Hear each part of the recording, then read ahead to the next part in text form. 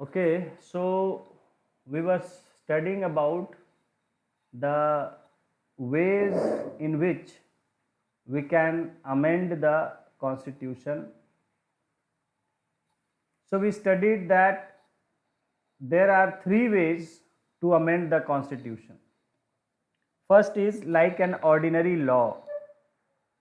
तो ordinary bill में क्या होता है कि बस सिंपल मेजॉरिटी है तो वो पास हो जाएगा. If there is a simple majority, the bill gets passed. So similarly to that, some amendments can be passed just with a simple majority. जैसे आपने पढ़ा कि आर्टिकल 2, 3, 4 इन सब में जो प्रोविजंस दिए गए हैं कि पार्लियामेंट में बाय लॉ, देखिए यहाँ आपको उसके सिनॉप्सिस दिया हुआ है आर्टिकल 2 का 3 का. पार्लियामेंट में बाय लॉ यानी डायरेक्टली सिर्फ एक सामान्य कानून की तरह बना के बिल लाके वो संविधान में बदलाव अपने आप हो जाएगा. तो this is like an ordinary law, an amendment by ordinary law. That is the first method. Second method is कि बाकी यहां आपने पढ़ा कि for amending the remaining parts of constitution provision has been made in article 368 of the constitution. अब 368 में जो है दो तरह के अमेंडमेंट्स बताए गए हैं. 368 में देखिए ध्यान दीजिए, आर्टिकल 2, 3 ये पूछा गया है कई बार, हर एग्जाम में पूछा गया है, इसलिए इसको क्लियर रखिए. आर्टिकल 2, 3, 4 ठीक है, इन सब में जो है बदलाव के लिए वो अमेंडमेंट की जरूरत नहीं पड़ती है, ऑर्डिनरी लॉ पास होता है, वो 368 के अंडर नहीं आता है. ठीक है, लेकिन इनको छोड़ के बाकी कहीं भी अगर आप संविधान में बदलाव करना चाहते हैं तो वहां आपको आर्टिकल 368 का इस्तेमाल करना होगा. और 368 का इस्तेमाल हम दो तरह से कर सकते हैं. That is in this article there are two methods of amending the constitution and they apply to two different sets of articles of the constitution. और ये दोनों जो तरीके दिए गए हैं ये अलग अलग संविधान के आर्टिकल्स पर लागू होते हैं. कुछ आर्टिकल्स हैं जिनको अगर आपको मॉडिफाई करना है तो फर्स्ट तरीके से हो जाएगा, कुछ और आर्टिकल्स हैं उनको अगर आपको बदलाव अमेंड करना है तो वो सेकंड तरीके से होगा, फर्स्ट तरीके से नहीं होगा. तो पहला हमने सेट देखा कि कुछ ऐसे आर्टिकल्स हैं जिनमें अमेंड करने के लिए हमको 368 का भी जरूरत नहीं है, वो सिर्फ उसी आर्टिकल से डायरेक्टली कह दिया गया है कि like an ordinary law the provision can be made. तो वहां आपको पूछा जाएगा जैसे कि स्टेट बनाने के लिए क्या अमेंडमेंट करना पड़ेगा संविधान में, तो नहीं. नया स्टेट बनाने के लिए, स्टेट का नाम चेंज करने के लिए, उसकी बाउंड्री चेंज करने के लिए, ठीक है, that will be just by ordinary law. वहां पार्लियामेंट को पूरा पावर दे दिया गया है कि just by ordinary law and simple majority. ठीक है, मिनिमम वर्किंग लोग भी रहेंगे जो क्वोरम कहा जाता है कि 55 है लोकसभा के लिए, 1/10 होता है तो 55, तो 55 लोग हैं, उसमें आपके 10 लोग भी वोट कर दिए और 10 लोग में 5 लोग भी अगर फेवर में कर दिए तो 3 लोग भी फेवर में कर दिए, उससे वो हो जाएगा पास. ठीक है ना, सिंपल मेजॉरिटी. मान लीजिए कोई वोट नहीं किया, 2 लोग या एक ही आदमी खाली वोट किया, तब भी हो जाएगा वो पास. ठीक है, तो that is like an ordinary law, simple majority. But for other sets of articles article 368 has to be used. 368 में जो प्रोसीजर्स दिए गए हैं उनका हमें इस्तेमाल करना होगा. वहां भी दो तरह के प्रोसीजर्स हैं, तो एक तरह के आर्टिकल्स में पहला प्रोसीजर लगेगा और बाकी तरह के आर्टिकल्स में second procedure will be applied. One method is that amendment can be made by special majority of the 2 houses of the parliament. तो फर्स्ट मेथड है कि दोनों हाउस का स्पेशल मेजॉरिटी लगेगा. ठीक है, स्पेशल मेजॉरिटी मीन्स यहां पर स्पेशल मेजॉरिटी है कि एब्सोल्यूट मेजॉरिटी भी होना चाहिए और 2/3 प्रेजेंट एंड वोटिंग दोनों होना चाहिए। एब्सोल्यूट मेजॉरिटी भी होना चाहिए, यानी कि टोटल स्ट्रेंथ का मेजॉरिटी होना चाहिए, that means more than half of the people should vote. Minimum तो ये है। उसके बाद जो प्रेजेंट है उसका 2/3 भी होना चाहिए। दोनों कंडीशन सेटिस्फाई करना चाहिए, that is called special majority. ठीक है, तो यहां कह रहा है कि वन मेथड, हालांकि ये भी देखिए स्पेशल मेजॉरिटी जैसा वर्ड भी संविधान में नहीं लिखा हुआ है कहीं, ये यहां आपको समझाने के लिए सिर्फ लिख दिया गया है। सिंपल मेजॉरिटी और दूसरा स्पेशल मेजॉरिटी। सिंपल में हाफ नहीं तो देखिए, सिंपल मेजॉरिटी वर्ड जो यूज किया गया, देखिए संविधान में कहीं कुछ नहीं सिंपल स्पेशल वर्ड नहीं है, वहां सिर्फ मेजॉरिटी वर्ड है। तो वो लिखता है मेजॉरिटी ऑफ दिस मच, इस तरह से लिखता है। ठीक है, सिंपल मेजॉरिटी का मतलब होता है कि बस ज्यादा होना चाहिए, मतलब ज्यादा फेवर में वोटिंग होना चाहिए बस। फिर 51% हम कहाँ बोले? हम बोले 51%, हम क्या बोले? ज्यादा फेवर में होना चाहिए वोट। वो ज्यादा, पता चला एक ही वोट पड़ा और वो फेवर में पड़ा तो हो गया भाई। नेगेटिव से में तो 0 हो गया, पॉजिटिव में 1, यानी ज्यादा पॉजिटिव के फेवर में है। 10 लोग वोट डाला, उसमें 6 लोग डाल दिया फेवर में, हो गया। अगर 5-5 डाल देंगे तब नहीं होगा, दोनों बराबर है। तो ज्यादा होना चाहिए फेवर में बस, that is called simple majority. Favour में ज्यादा वोट होने चाहिए, that is simple majority. Numbers वहां मैटर नहीं करते हैं, 1 है, 2 है, 5 है, 100 है, 200 है, उससे मैटर नहीं। कितना भी आदमी हाँ, बस उसका फेवर में ज्यादा वोट होना चाहिए, that is called simple majority. यहां क्या बोलता है कि एक तो स्पेशल मेजॉरिटी जो वर्ड यूज किया है यहां, ये थ्योरी बुक्स में आपको मिल जाता है, और इतना ज़्यादा किताबों में लिख दिया गया है कि बेचारे एनसीईआरटी को भी लिखना पड़ गया, जबकि एनसीईआरटी ऐसी बातें जल्दी लिखता नहीं है। जो चीज़ एग्जैक्टली लिखा हुआ है संविधान में वही लिखता है, लेकिन क्या करे, कंफ्यूजन ना हो जाए लोगों के माइंड में। तो यहाँ स्पेशल मेजॉरिटी का मतलब संविधान में देखिए, आर्टिकल हम आपको दिखा देते हैं क्या लिखा हुआ है, आपको भी क्लियर हो जाएगा।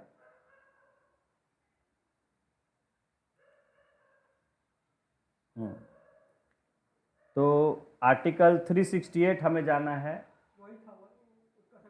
नहीं,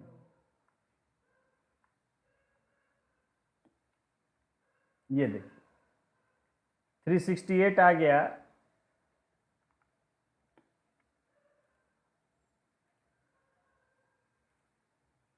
देखिए, तो क्या कहा जा रहा है कि पहला है, जस्ट सेकेंड क्लॉज देखते हैं। An amendment of this constitution, an amendment of this constitution may be initiated only by the introduction of a bill for the purpose in either house of parliament, and when the bill is passed in each house by a majority of, majority means zyada, majority of the total membership, total membership, majority of total membership, maximum strength, total बोल रहा है, total means होता है total. तो maximum strength क्या है house की, वो कहा जाता है टोटल मेंबरशिप। ठीक है, 543 जो भी है स्ट्रेंथ, तो that is called total membership of that house and. हाँ, तो उसका मतलब 540 है तो 270 आधा हो गया, तो उसे एक यानी 271 होना चाहिए। 271 50 से एक सीट ज्यादा होना चाहिए, आदमी लोग की बात कर रहे हैं। and by a majority of not less than 2/3 of the members of that house present and voting. कम से कम हम प्रेजेंट जितने लोग प्रेजेंट और वोट कर रहे हैं उसका भी 2/3 से कम नहीं होना चाहिए, यानी मिनिमम है कि 2/3 होना ही चाहिए जो प्रेजेंट हैं लोग आज उस दिन। प्रेजेंट मतलब कि टोटल सबसे पहली बात प्रेजेंट होना चाहिए सबसे पहले। नहीं, 543 है तो प्रेजेंट नहीं होना चाहिए, बोला कि पहले तो उसका मेजॉरिटी होना चाहिए, कितने आए हैं उससे मतलब नहीं है उसको। पहले कहा कि majority of the total membership of that house, यानी कि अगर 540 है, हमने निकाला कि 271 उसका मेजॉरिटी होगा, तो 271 वोट तो पहले फेवर में पड़ने चाहिए उसके, मिनिमम, उतना तो पढ़ना ही है। कम से कम। दूसरा कंडीशन बोल रहा है कि and by a majority of not less than 2/3 of members present and voting, यानी जितने मेंबर प्रेजेंट हैं उस दिन उनका भी 2/3 से कम नहीं होना चाहिए। तो अब देखिए हमने निकाला था, पहले तो 271 होना ही है। हाँ, तो 271 से ज्यादा लोग तो होने चाहिए वहां। 272 कम से कम होना ही चाहिए। 271 भी मान लीजिए कम से कम रहना ना चाहिए उतना तो होना कि चाहिए। सब के सब उसी के फेवर में वोट किए, मान लीजिए, तो 271 प्रेजेंट रहना चाहिए। लेकिन ये तो फर्स्ट कंडीशन है। सेकंड कंडीशन क्या है 2/3 होना कि जितने लोग प्रेजेंट हैं वो उनका 2/3 से कम नहीं होना चाहिए। तो 271 अगर प्रेजेंट है तो नेचुरल 100% हो गया, यहाँ तो ज्यादा हो ही गया, ठीक है ना।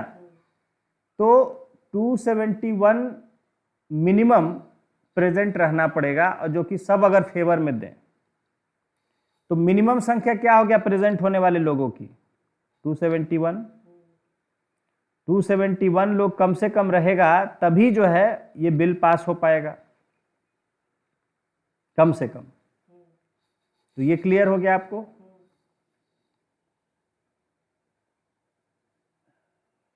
तो अगर 543 में देखें सर,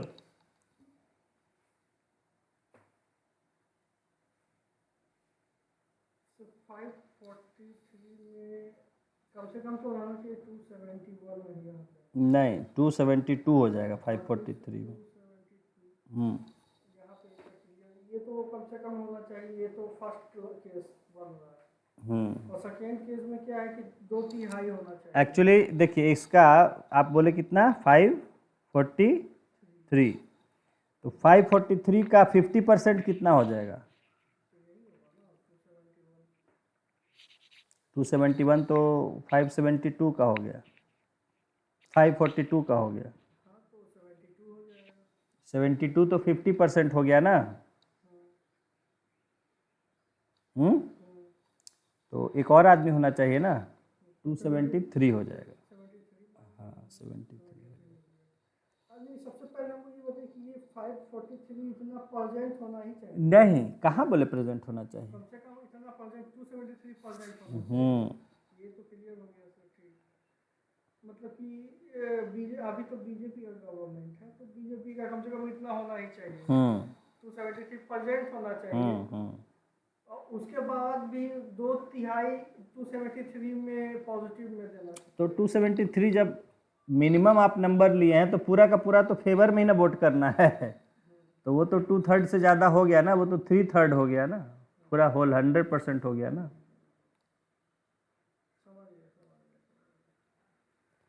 मान लीजिए कि 100% मान लीजिए 300 लोग थे, अगर 300 लोग प्रेजेंट हैं तो वहाँ कम से कम 200 लोग, 300 का 2/3 कितना होता है 200, तो 200 से कम नहीं होना चाहिए। लेकिन 200 कहाँ हुआ है, तो आपको मिनिमम पहले तो 271 पहुँच गया, तो 2/3 अगर आपको वोटिंग मिलना है तो 200 से 300 से थोड़े काम चलेगा, तब तो आपको ज़्यादा बढ़ाना पड़ेगा, तब जाके 271 आपको वोट 2/3 से ज़्यादा होगा। समझ गए।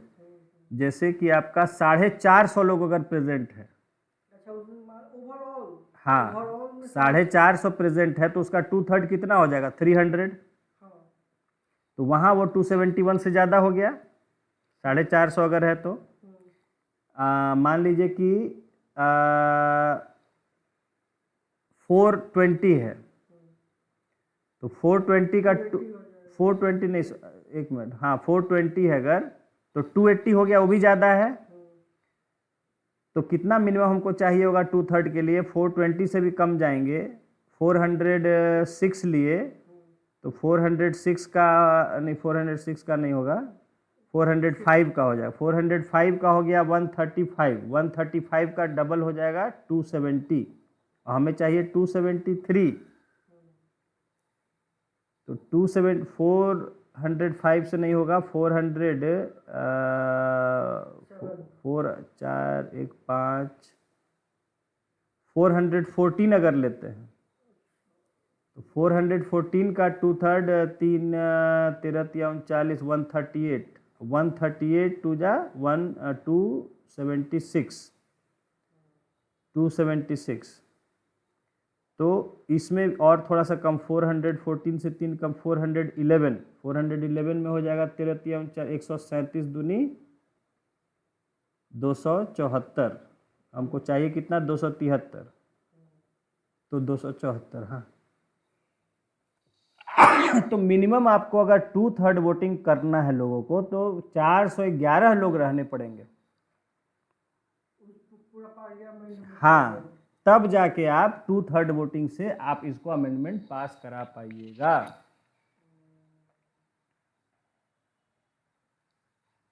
ये तो 2/3 हो गया, ओवरऑल कम से कम होना ही है। हाँ, प्रेजेंट रहना है। और उसमें प्रेजेंट ये वो था 2/3 का मतलब उतना मेंबर को प्रेजेंट रहना है। प्रेजेंट और वोट करना भी है। प्रेजेंट रखे नहीं कि चले गए, बहुत लोग ऐसा भी करते हैं, उस समय वोटिंग के समय बाथरूम चल जाते हैं, नहीं करते हैं, या बैठे रह गए, वोटिंग ही नहीं किए, नहीं दबाए बटन। कोई थोड़े ज़बरदस्ती करना ही है, आए हुए हैं तो वोट बटन दबाना जरूरी थोड़े है। वहाँ व्हीप इशू होता है अगर, तो वहाँ फिर हो जाता है। व्हीप इशू होता है कि आपको वोटिंग करना ही है फेवर में, तो वहाँ भी अगर नहीं कीजिएगा तो पार्टी, हाँ, पार्टी खिलाफ में कार्रवाई करती है। लेकिन वहाँ भी चैलेंज लोग कर देते हैं कि भाई इस पर व्हीप नहीं इशू कर देती है, कर सकती है पार्टी। तो इसमें अभी चल रहा है कि भाई हम आदमी ना हैं, हमारा अपना सोच भी है, जो पार्टी कहेगी वही करे, जरूरी थोड़े है, कुछ व्यक्तिगत सोच भी होता है। पार्लियामेंट में 543 है, तो उसका कम से कम 2/3 वहाँ पर सबसे पहले बात प्रेजेंट रहना है। 543 का 2/3 नहीं, 2/3 तो बहुत कम हो जाएगा। 2/3 नहीं प्रेजेंट रहना है, मिनिमम उसका 50% से ज़्यादा वोटिंग होना चाहिए फेवर में, टोटल स्ट्रेंथ का। यानी 540 का कहे तो हम वही बोले ना, 543 अगर मान के चल रहा है तो 273 मिनिमम फेवर में वोट पड़ना चाहिए। उतना वोट आपके फेवर में बिल के पड़ना चाहिए, और उतना फेवर में देने के लिए मिनिमम संख्या क्या है? तो मैंने बताया कि मान लीजिए हम ये मान के चलते हैं कि जितने लोग हैं उसमें 2/3 लोग फेवर में वोट करते हैं, तो आपको कम से कम 411 लोग प्रेजेंट होने चाहिए, तब बिल पास हो पाएगा। उससे ज़्यादा होगा तो आसानी से हो जाएगा, उससे कम होगा तो दिक्कत आएगी, हो सकता है नहीं भी हो पाएगा। नहीं हो पाएगा, उससे कम रहेगा। मान लीजिए 2/3 से ज़्यादा रेशियो में वोट कर दिए लोग, क्यों नहीं होगा? हाँ, मतलब कहने का मतलब ज़्यादा लोग फेवर में वोट कर दिए। अब 300 लोग आए हैं, 300 लोग सब के सब फेवर में वोट कर दिए, तो हो ही जाएगा ना पास। तब कहाँ से होगा? आपको मिनिमम फेवर में तो 273 वोट चाहिए। संभव है भी नहीं भी है। हाँ, तो कहने का मतलब ऐसा होता नहीं है कि सभी लोग बिल्कुल पार्टी के जो है और इतनी बड़ी संख्या में है, तो मिनिमम उसे मान के चलिए कि 410 लोग, 412 लोग रहेंगे, तब पास होने का अच्छा होता है, चांस होता है। तो वही देखिए, देख रहे हैं यहाँ पर आपकी कहीं ना सिंपल वर्ड यूज हुआ ना स्पेशल वर्ड यूज हुआ। कॉन्स्टिट्यूशन में सिर्फ लिखा जाता है मेजॉरिटी ऑफ, लेकिन इसको अब कम शब्दों में कई बार पूछना होता है। अब एग्जाम में है, क्वेश्चन में पूछेगा तो इतना लिखते रहेगा वो, majority of total membership of that house and by majority, इतना नहीं लिखता है, तो उसको सिर्फ लिख देता है स्पेशल मेजॉरिटी 2 वर्ड में, और सिंपल मेजॉरिटी। ठीक है, तो इस तरह से। अब यहां देखिए दिया हुआ है कि कुछ इन आर्टिकल्स में ये इतना जो है, ये देखिए ABCDE, ठीक है, इनमें अगर कोई बदलाव करना है तो इसके अलावा ऊपर जो दिया है मेजॉरिटी, उसके अलावा shall also require to be ratified by the legislatures of not less than 1/2 of the states, कि जो फर्स्ट प्रोसीजर बताया उसके अलावा मिनिमम हाफ स्टेट्स के लेजिस्लेचर्स से उसको अप्रूवल लेना पड़ेगा। तो आप क्या समझ, संविधान मजाक है कि जब मन आया सरकार को बदलाव कर दिया उसमें? अब यही तो हम लोग पढ़ रहे हैं कि the constitution is a very sacrosanct document. Yes, means बहुत ही महत्व का, पवित्र, गंभीर, ठीक है ना। तो उसमें आसानी से किसी को नहीं होनी चाहिए कि कोई दखल दे सके, छेड़खानी कर सके। बड़ी मेहनत से 2, 3, 4 के लिए है ना, टू, हाँ, कौन 2, 3, 4 के लिए कि 368 का है, 368 का है। 2, 3, 4 तो आपको बताया, वही लिखा हुआ है कि नॉर्मल लॉ की तरह वो हो जाएगा। SACRO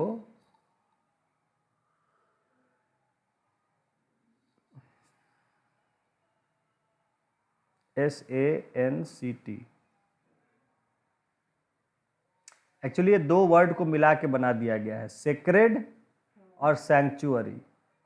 तो सेक्रेड हो गया पवित्र, और सैंक्चुअस हो गया मतलब जिसको जल्दी, जिसमें कोई दखल नहीं देना चाहिए। तो इन दोनों को मिला के वर्ड बना दिया सैक्रोसैंक्ट। हाँ, कि इतना पवित्र और महत्व का, जो बड़ी, जो जैसे कुरान शरीफ मुसलमानों के लिए, उसमें कोई बदलाव बर्दाश्त करेगा? मैं एक बात कह रहा हूँ एग्जाम्पल, कि जैसे मुसलमान है किस तरह, या हमारे लिए भगवत गीता कैसे है कि कानून में उसकी शपथ लेते हैं, कि भगवत गीता की शपथ लेता हूँ। तो गीता की शपथ लोग क्यों लेते हैं? क्योंकि वो गीता का इतना महत्व है हमारे समाज में, हिंदू समाज में। और उसी तरह मुसलमानों में जो है कुरान पाक की बोलते हैं कि मैं कुरान पाक की जो है कसम खाता हूँ, क्योंकि वो कुरान शरीफ को बहुत ही ज़्यादा वजन देते हैं। तो वैसे ही है संविधान हमारे देश के लिए, जो न बदला जा सके, न उसमें कोई, हाँ, छेड़छाड़ कर सके।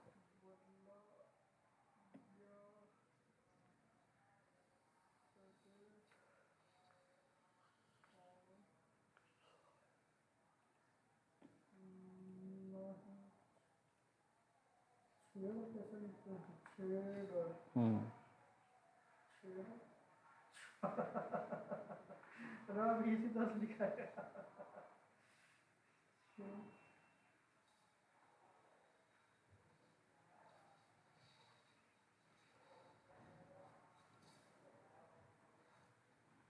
तो ये इशू पर बहुत चल रहा है, तो इसमें भी संशोधन होना चाहिए। तो जबरदस्ती अक्सर होता है, हाँ, अक्सर होता है कि भाई पर्सनल, भाई फ्रीडम तो है ही ना। आखिर इस देश में सभी को अपनी सोच की आज़ादी है। जरूरी है कि हम पार्टी के मेंबर हैं तो हर चीज़ उसी का बात से चले। ये सुप्रीम कोर्ट इस पर करना चाहिए, जैसे लोकपाल से जो नया नहीं हुआ है। इसीलिए देखिए, आप संविधान जब देख रहे थे सीरियल, तो याद होगा उस समय नेहरू और पटेल जो पार्क में जाते रहते हैं और आपस में बात करते रहते हैं, और पटेल जी कहते हैं कि क्यों ना इस पर व्हिप इशू कर दिया जाए, क्योंकि जरूर वोटिंग की मांग करेंगे सब। तो वहाँ नेहरू जी कहते हैं कि देखिए, हर बात के लिए व्हिप इशू करना ठीक नहीं है, देखते हैं क्या होता है। और वैसे में अगर वोटिंग होता है तो लोगों को अपने अपने मन से वोटिंग करने दीजिए, क्यों हम पार्टी की तरफ से उसको फोर्स कर दें कि भाई आपको ऐसा ही वोटिंग करना है। ये ठीक नहीं है, फिर वहाँ भी तानाशाही जैसा लगेगा पार्टी में। भाई हम डेमोक्रेटिक पार्टी हैं, डेमोक्रेटिक गवर्नमेंट के लिए वो करते हैं, डेमोक्रेटिक पार्टी हैं, तो फिर उसमें हम हर जगह व्हिप इशू करें, ये तो हुआ कि चाबुक लगाना हर बात पे। व्हिप का मतलब ही देखिए आप, चाबुक होता है। नहीं तो हमेशा स्पेशल मेजोरिटी के लिए व्हिप इशू कर देता होगा बीजेपी वाला। हाँ, करती ही हैं पार्टियाँ। स्पेशल मेजोरिटी क्या छोटे छोटे बात के लिए करती है, स्पेशल मेजोरिटी तो बहुत बड़ा चीज़ हो गया। डायरेक्ट सुप्रीम कोर्ट को एक्शन लेना चाहिए इसमें। ठीक है, आइए, तो यहाँ हम देख रहे थे, अमेंडमेंट को डिस्कस कर रहे थे, तो यहाँ हमने देखा कि one method is that amendment can be made by special majority of the 2 houses of the parliament. अच्छा, यहाँ एक और बात मैं फिर रिमाइंड कर दूं कि आपको अभी मैंने आर्टिकल भी दिखाया कॉन्स्टिट्यूशन का, वहाँ क्या लिखा हुआ है कि either and when the bill is passed in each house by a majority of the total membership of that house। यानी कि यहां कह रहा है कि when, देखिए पढ़िए फिर से, कि bill for purpose in either house and when the bill is passed in each house of parliament, मतलब दोनों ही हाउस से अलग अलग पास होना चाहिए बिल। यानी कहने का मतलब है कि इसमें ज्वाइंट सिटिंग का कंसेप्ट नहीं है, दोनों हाउस में अलग अलग वहां उसके मेजॉरिटी से पास होना चाहिए, जैसा इसमें दिया गया है। वहां अगर एक हाउस रिटर्न कर दे रहा है बिल को, तो वो बिल खत्म हो जाएगा, सीधे लैप्स हो जाएगा, मतलब उस स्टेट में है। अभी हम पार्लियामेंट की बात कर रहे हैं, अमेंडमेंट की बात कर रहे हैं, तो जो अमेंडमेंट बिल है वहां उसमें ज्वाइंट सिटिंग आप नहीं कर सकते हैं। अमेंडमेंट बिल होगा वो दोनों हाउस से अलग अलग पास हो जाना चाहिए मेजॉरिटी से, नहीं किसी एक हाउस ने भी अगर पास नहीं किया तो वो कैंसिल हो जाएगा भाई। ज्वाइंट सेशन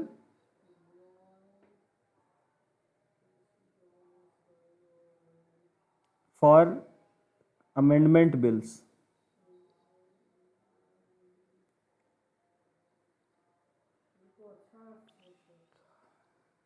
हाँ, तो यहाँ देखिए, यहाँ क्या किया है कि यहाँ दोनों हाउसेस को बराबर पावर्स दिए गए हैं। बाकी सब में आप कर सकते हैं, ऑर्डिनरी बिल्स में आप कर सकते हैं कि वहाँ अगर राज्यसभा या एक दूसरा हाउस नहीं पास करना चाह रहा है तो वहाँ आप अपना ताकत दिखा सकते हैं। लोकसभा क्योंकि संख्या ज़्यादा है, 550 के लगभग में है, जबकि राज्यसभा में कितना है, 250 के, उसके आधा है। तो अगर ज्वाइंट सेशन होगा तो नेचुरली लोकसभा के लोगों का संख्या ज़्यादा होगा, तो वहाँ लोकसभा का वजन बढ़ जाएगा। तो लोकसभा अपनी मर्जी से कोई भी बिल पास करा ले सकती है, लेकिन कॉन्स्टिट्यूशन अमेंडमेंट में नहीं कर सकती है ऐसा कुछ। ये 245 के करीब 50 है मान लीजिए, तो वहाँ पे कितना कोई जाएगा ज्वाइंट सिटिंग में? कितना जाएगा ज्वाइंट सिटिंग में? किसमें? ज्वाइंट सिटिंग हमारे कैसे होता है, कोई भी चीज सबको जाना रहता है, सबको, पूरा हाउस को बैठना रहता है, मने बैठ सकता है, जिसको अब आने का मन है आए, ना आने का मन ना है वो अलग बात है। इधर से 543 है, इधर से 250, सब टोटल बैठेगा, उसके बाद वोटिंग होगा। बैठेगा मतलब बैठ सकता है भाई, वो मर्जी पर है आए कि नहीं आए। सिटिंग भाई स्कूल चलता है, बच्चे जाए चाहे नहीं जाए उनकी मर्जी पर है। 90% उधर से दिया गया, 90%, हाँ, तो उसके बाद वोटिंग होता है। तो डेफिनेटली कि बीजेपी का अच्छी है अभी, तो उन लोग ज़्यादा वोट कर देगा, और इधर से कम ही वोट करेगा। इधर डेफिनेटली कि मतलब 250 से तो ज़्यादा लोग का सीटें हैं, तो इसी तरह से जीत जाएगा। तो ज्वाइंट सिटिंग का तो कोई वैल्यू ही नहीं है फिर। हाँ, ये तो मजाक तो बन गया। नहीं, मजाक नहीं है, ये पीपल्स रिप्रेजेंटेटिव्स को ये पावर एक तरह से दिया गया है कि वो अपना थोड़ा मनमानी भी दिखा सकते हैं, अगर, क्योंकि वो चुने हुए प्रतिनिधि हैं, they are elected representatives, and if they feel, देखिए कई बार क्या होता है, जैसे आपको मैंने बताया है, अब उस पर डिस्कशन जाएगा कि राज्यसभा या अपर हाउस जो है वो क्या है, माना जाता है जनरली कि अनुभवी लोगों की सभा है या राज्यों के रिप्रेजेंटेटिव्स की सभा है। अब मान लीजिए कोई ऐसा बिल है जो देश के हित में है, लेकिन राज्य उसको नहीं इंप्लीमेंट करना चाह रहे, तो क्या होगा, राज्यसभा में अटका देंगे, राज्यसभा में अटका देंगे, तो देश के हित का भी कार्य रुक जाएगा वहां। रुक जाएगा ना। तो इसीलिए नॉर्मल बिल्स में, ऑर्डिनरी बिल्स में लोकसभा को ज़्यादा पावरफुल बना दिया गया है कि ऐसा ना हो कि राज्यों के जो रिप्रेजेंटेटिव हैं वो देश का विकास रोक दें इसके बहाने, देश के इंपॉर्टेंट फैसलों, देश के इंपॉर्टेंट कानून को रोक दें। तो वहां इलेक्टेड रिप्रेजेंटेटिव्स जो लोगों के हैं डायरेक्टली, दैट इज लोकसभा, उनको ज़्यादा पावर्स दे दिया गया है। लेकिन जहां संविधान में संशोधन की बात है वहां, क्योंकि देखिए उनका भी उतना ही जिम्मेदारी और उनका ही उतना ही खतरा है। संविधान एक अलग चीज है, हाँ, वो तो अलग चीज है। वहां है कि राज्यों के भी हित सुरक्षित रहना चाहिए, चाहे राज्य में रह रहे लोग हों या केंद्र की सरकार की बात हो, किसी सबका हित वहां, तो इसीलिए वहां जो है सबको बराबर रखा है। यहां आप अनदेखा कर दे सकते हैं राज्यसभा का, वहां नहीं कर पाइएगा, वहां सबको ताकत दिया गया है। समझ में आ गई बात?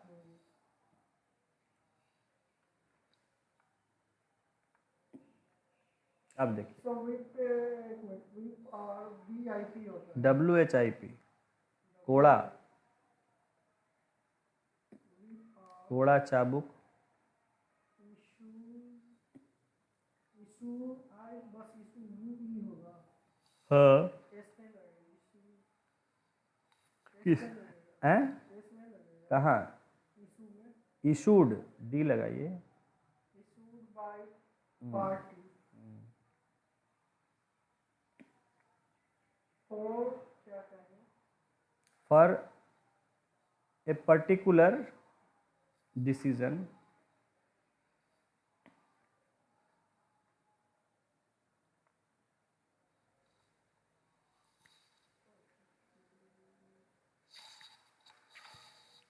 particular decision, it is compulsory to decision for voting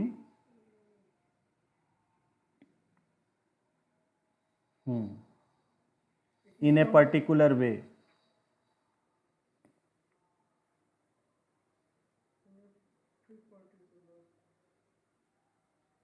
देखिए, अच्छा व्हिप इशू मैंने बताया बहुत सी चीज़ों पर होता है। जैसे व्हिप इशू होता है, बहुत से लोग प्रेजेंट अक्सर नहीं रहते हैं, तो उनको इशू किया जाता है कि भाई कल सबको प्रेजेंट रहना है, तो सब लोग प्रेजेंट रहेगा। तो व्हिप बहुत से मामलों के लिए, देखिए जैसे एक बाप बेटे को आदेश देता है, वैसे ही व्हिप है। बाप कहता है स्कूल जाओ डेली, छुट्टी उट्टी नहीं चलेगा, वैसे ही व्हिप इशू कहता है कि भाई सब लोग जो वर्किंग डे है सब में प्रेजेंट रहना है, एब्सेंट नहीं करना है बिना बताए, वो भी व्हिप है। व्हिप है सबको ऐसा ऐसा, भाई वो गार्जियन कहता है कि ऐसा है कि आपको ऐसे ऐसे यहाँ पढ़ाई करने जाना है, ये करना है, वैसे ही व्हिप में कहता है कि आपको पूरे वहाँ रहिएगा और वहाँ ये वोटिंग करना है या ये मामला उठाना है। जो भी कहा जाता है, व्हिप का मतलब हो गया बस कोई भी तरह का पार्टी का ऑर्डर जो कि बाइंडिंग हो। अगर आपका उसका उल्लंघन करते हैं तो वहाँ आप जो है डिस्क्वालीफाई होने के लायक बन जाते हैं। अगर आप, क्योंकि ये पार्टी को डिसिप्लिन मेंटेन करने के लिए चाबुक दिया गया है, जैसे टमटम चलता है, तांगा चलता है, चाबुक रहता है चलाने वाले के पास, चाबुक क्या कहेंगे उसको भी, व्हिप ही कहते हैं। उसको भी विप ही कहते हैं। हाँ, व्हिप भी, व्हिप लैश भी कहीं कहीं लिखा रहता है, क्योंकि उसके साथ एक रस्सी बंधी होती है, तो इसलिए उसको व्हिप लैश कह देते हैं। वो जैसे जैसे ये जो सर्कस में शेर को कंट्रोल किया जाता है चाबुक से, वो करेंट रहता है कि क्या रहता है उसमें? कुछ नहीं, चोट उसको लगता है इसलिए। करंट वाले भी रहते हैं कुछ जानवरों के लिए, कुछ जानवरों के लिए बिजली वाले भी रहते हैं। अच्छा, वही जो ज़्यादा जो, हाँ, जो रस्सी उस्सी से मार्क से नहीं सुनते हैं तो उनको करंट देना पड़ता है थोड़ा। तो उसको भी विप कहेंगे। हाँ, तो व्हिप उसको अच्छा, कहते हैं। कोड़ा, कोड़ा ही चाबुक मतलब कोड़ा और अदर हिंदी वर्ड वही है कोड़ा। अगर विप से मारा जाए तो उसको कैसे ट्रांसलेट करेंगे इंग्लिश में? चाबुक से मारने। एक तो सीधा सीधा होता है कि he was whip lashed, verb ही है व्हिप लैश। व्हिप लैश मतलब चाबुक मारना, या he was lashed with a whip, चाहे तो आप एक साथ या वैसे घुमा के यूज कर सकते हैं। या ही वॉज गिवन 50 लैशेज,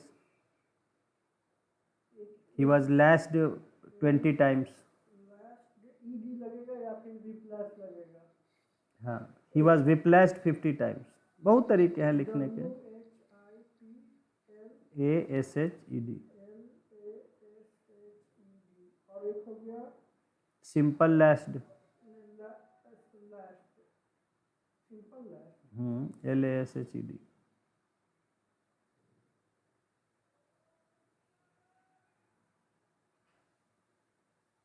एक हो गया लास्ट। एक होता है to give lash.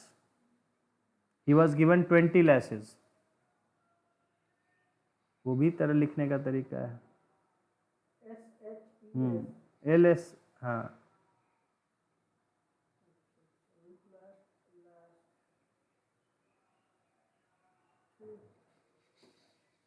Now, so we were discussing about the ways that have been provided to amend constitution in the article 368.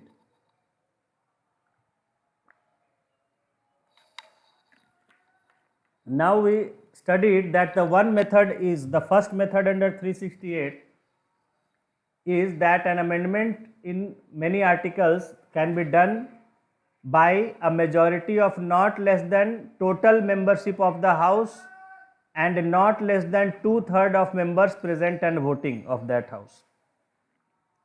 That is the first method, which is called here the special majority. The other method is more difficult. It requires special majority of parliament and consent of half of the state legislature. Means, first place you have to get the special majority in each house, and after that you also have to get the approval of at least 50% of the state legislatures, at least 50%. Note that all amendments to the constitution are initiated only in the parliament. ठीक है, यहाँ कहा जा रहा है कि parliament में ही सिर्फ कॉन्स्टिट्यूशन के बदलाव लाए जा सकते हैं बिल के रूप में, और कहीं नहीं लाए जा सकते। बिसाइड्स, देखिए ये जो भी मैं बता रहा हूं आपको, एक एक सेंटेंस इंपॉर्टेंट है। किसी भी सेंटेंस से आपको ऑब्जेक्टिव क्वेश्चन बना के पूछा जा सकता है। ठीक है, वहां सीधा यही पूछ दे सकते हैं, a constitution amendment bill can be brought in Lok Sabha, Rajya Sabha, state legislature, all of above, none of above, इस तरह से आपको बना देगा ऑप्शन।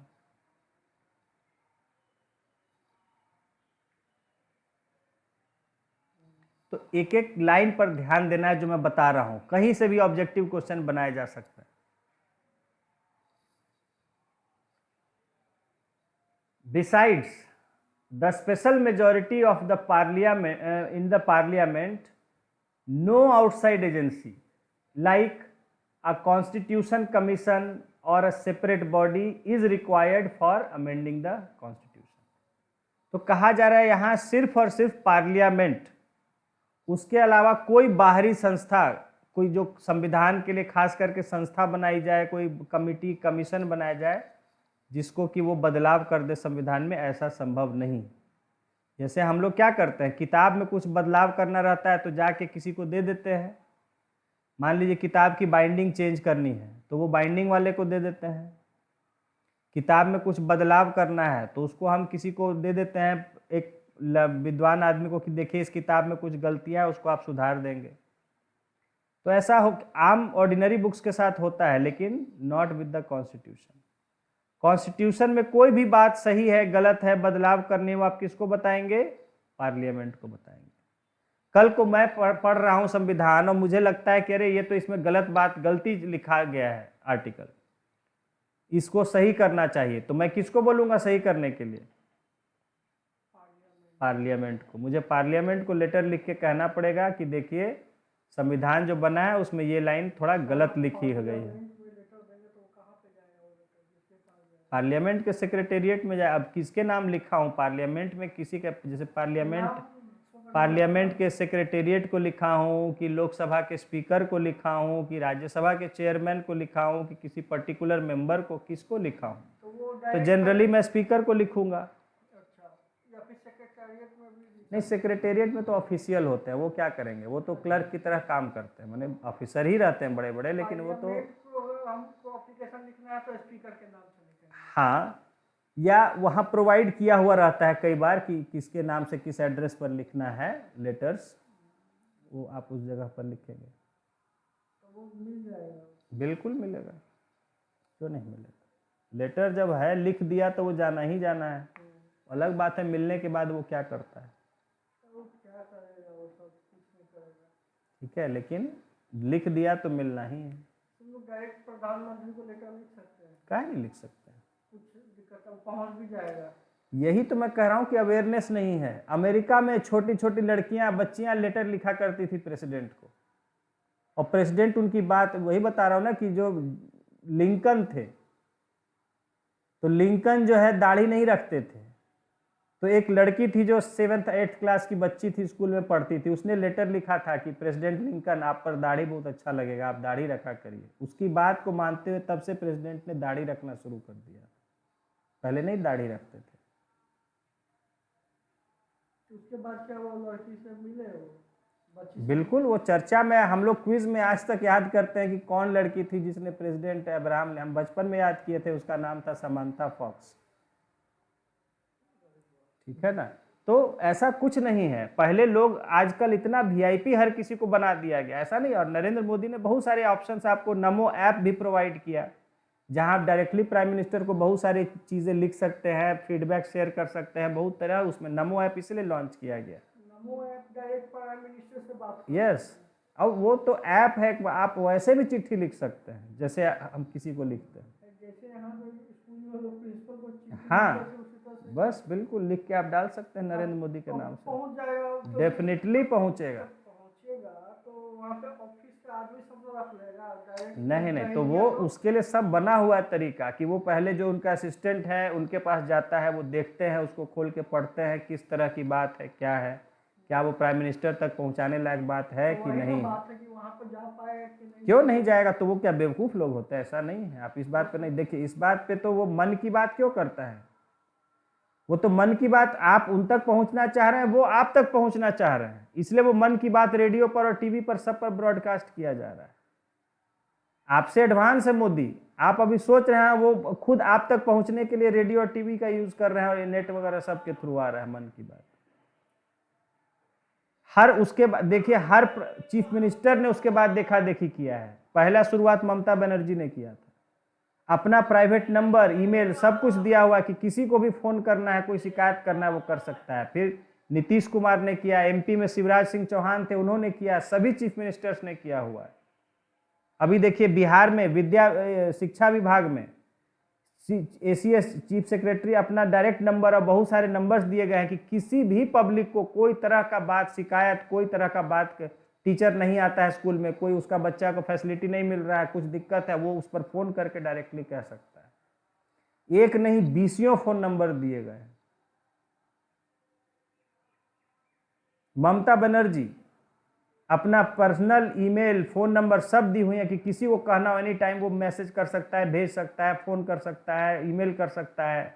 नीतीश कुमार ने भी दिया हुआ है।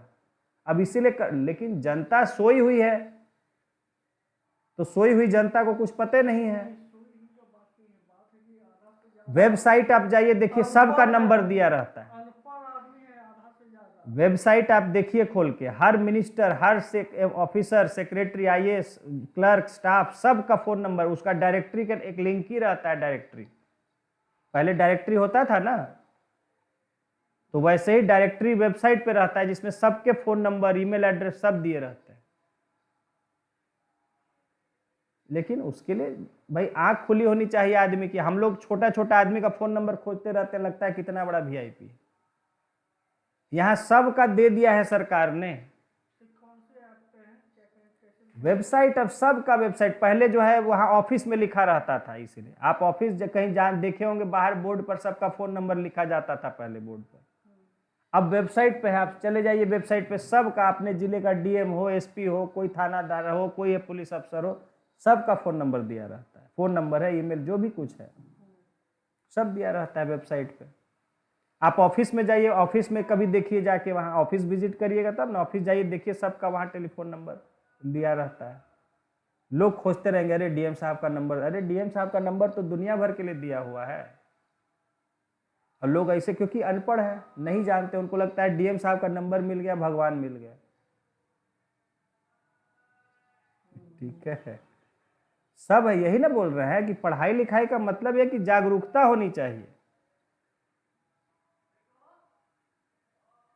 सोशल साइंस का ज्ञान बहुत बड़ा ज्ञान। जागरूकता ही नहीं है, लोग भी अपना सोए हुए हैं, जिनको मतलब देख रहे हैं भाई फोन करेगा तो और काम बढ़ा देगा कुछ ना कुछ, फोन नहीं उठाओ कोई करता है तो। कितने फ़ोन नंबर्स जो है बताए, तो शिक्षा विभाग ने भी बिहार 20 फ़ोन नंबर दिए हैं आम जनता के लिए। आप स्कूल जाते हैं, देख रहे हैं डेस्क बेंच डेस्क सही नहीं है, फ़ोन कर दीजिए कि यहाँ बेंच डेस्क स्कूल में सही नहीं है। अभी एक इनके स्कूल में हेडमास्टर को पीट के गया एक आदमी, जो है माथा उता फोड़ दिया गुस्से में, अपना ही गोतिया जबकि था, गोतिया मतलब घर का। माने रिश्तेदारी में। ठीक है कि भाई स्कूल टाइम गया, कहाँ हेडमास्टर साहब, नहीं थे स्कूल में, ड्रिंक करके गया हुआ था। काहे नहीं है, कहाँ है, आते क्यों नहीं है टाइम पर, आप लोग सब आए हुए, हेडमास्टर काहे नहीं आए हुए हैं? बोले अरे अब हेडमास्टर है, कुछ कुछ काम होगा, कहीं गए होंगे काम से। कौन सा काम रहता है, स्कूल आवर में स्कूल रहना है, आप किसी को बता के गए हैं क्या काम से गए हैं? बता के ना जाना चाहिए, जा भी रहे तो। बैठा रहा थोड़ा देर इंतजार में, फिर जाने लगा तो उधर से आते हुए बैठा गए, और बसा बसी हुआ, मारपीट करके। उनका अपना ही खानदान में। हाँ, तो पहले भी कई बार भाई, आम जनता को अधिकार है, वो जागरूक है, जानता है कि हेडमास्टर तुम मान लो, उससे क्या, गांव में हम हैं, पंचायत में हैं हम लोग को अधिकार है आपसे सवाल पूछने का, देखने का कि आप स्कूल ठीक से चला रहे हैं कि नहीं।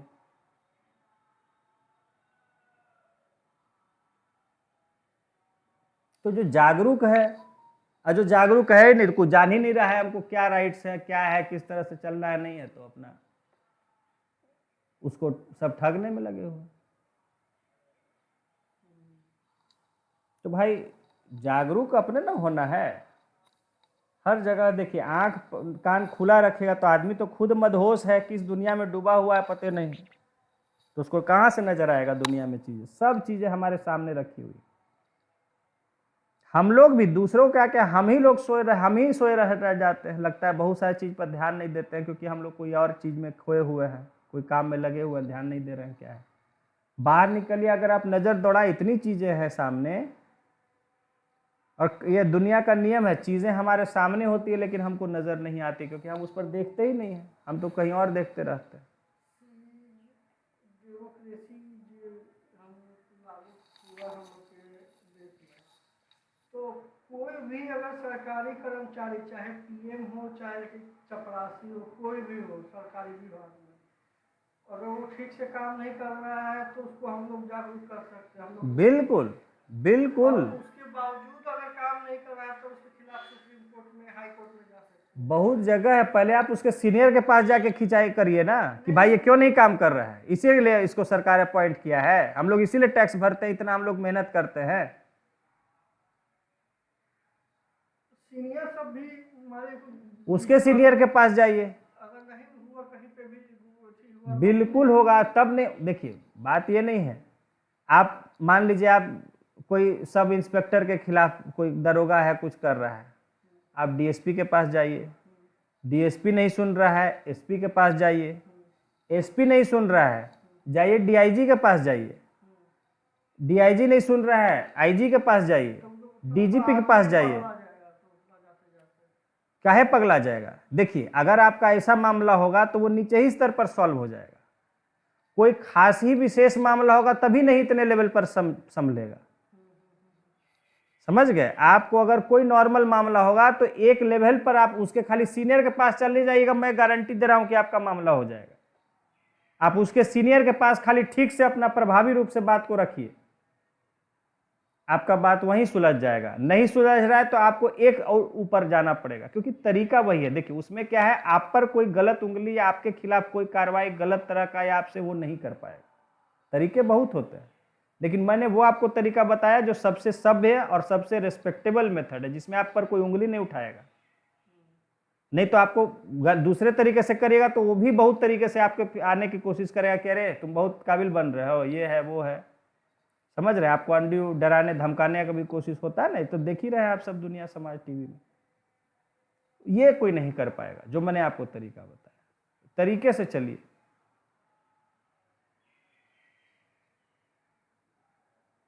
नहीं देखिए, बेतरीका किया ना कि अभी आप पढ़ रहे थे, जज ने उसको कन्विक्ट किया तो उसको धमकाने लगा कोर्ट में ही कि औरत हो तुमको देख लेंगे। भाई लेडीज जज को समझ आया कि आदमी कुछ पावर नहीं है, मैंने कहा जज तो जज है, लेडीज रहे चाहे जेंट्स रहे।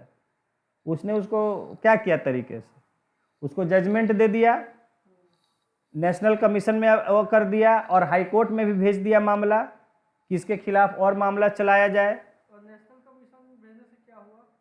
कमीशन फॉर वीमेन है, चूंकि महिला होने के कारण उस पर वो एक तरह का है। नेशनल कमीशन फॉर वीमेन इसलिए बनाई गई है संस्था, जो देश के जैसे प्रधानमंत्री का कार्यालय है वैसे नेशनल कमीशन फॉर वीमेन भी है। उसी तरह आपके national commission for schedule caste है, शेड्यूल ट्राइब के लिए, बैकवर्ड क्लास, सबके लिए नेशनल कमीशन बना हुआ है।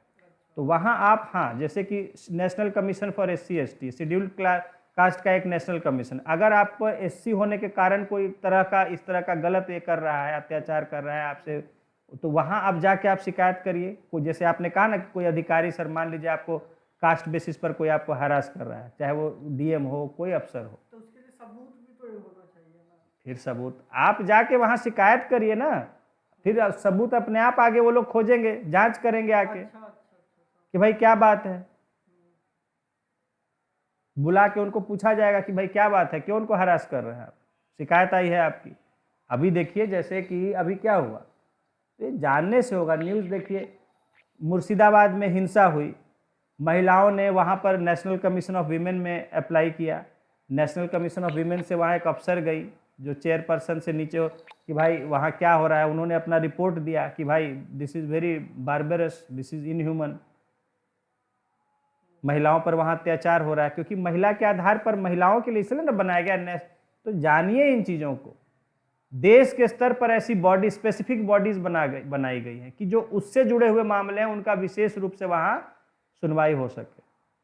तो महिलाओं के लिए एक अलग से बना है, स्टेट लेवल पर भी होता है, स्टेट कमीशन होता है, वो नेशनल लेवल पर है नेशनल कमीशन। स्टेट पे भी वही उसी तरह से कार्रवाई हाँ बिल्कुल, उसी तरह से आपका मतलब बैकवर्ड क्लासेस के लिए, शेड्यूल कास्ट के लिए, शेड्यूल ट्राइब्स के लिए नेशनल कमीशन संविधान में बनाया गया है, आएगा आगे वेलफेयर में जो है। तो वहाँ अगर आपको कास्ट बेसिस पर किसी को भी, या ट्राइबल है, ट्राइबल उसको कोई वो करता है, तो वहाँ जा, स्टेट लेवल में भी हर जगह उसका ब्रांचेज होते हैं, उसको शिकायत कर सकता है, और वो कोर्ट में भी जा सकता है, और कोर्ट में भी जा सकता है,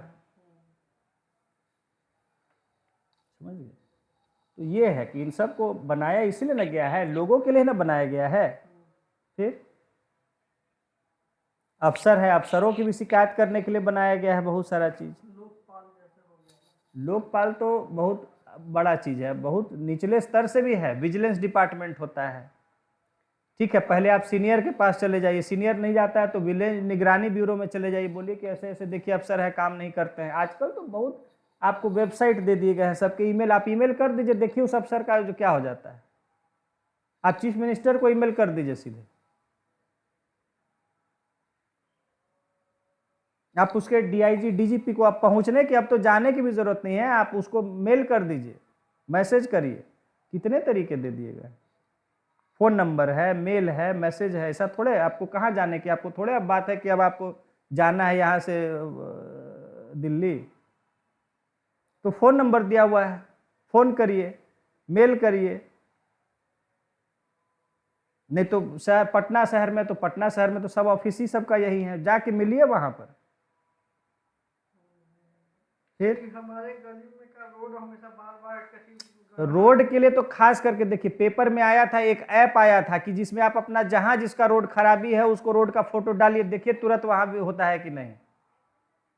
एक गली वाला जो बनाया है ना, हाँ हाँ हाँ, कुछ भी है उसके लिए ऐप, देखिए उसके लिए मैं उस समय आपको बताना भूल गया था, पेपर में पढ़ रहा था, और उसका नाम क्या, तो ऐप लॉन्च किया है इसीलिए कि जहां जिसको भी रोड गली वगैरह से शिकायत है वो तुरंत अपना फोटो लेके उसमें डाल दे उस जगह का कि ये शिकायत है, देखिए उस पर तुरंत कार्रवाई होता है कि नहीं। लोग जाने नहीं, अखबार में छाप रहा, और क्या कर सकता है, घर घर जाके नहीं ना बता कौन सा सकता है। खत्म है, डालिए देंगे उसको। उसको देखिए ना, सर्च करिए ना उसको नाम। अच्छा रुकिए, नेट में चल नहीं रहा है, देख मोबाइल में रुकिए देखते हैं। सर आदमी कुछ जानता ही नहीं है बात है, समाज देखिए में। अब आप अखबार नहीं पढ़ रहे हैं तो किसका ही गलती है इसमें, आप न्यूज़ नहीं देख रहे हैं तो ये किसका गलती है। भाई अखबार में न्यूज़ आ रहा है, ठीक है,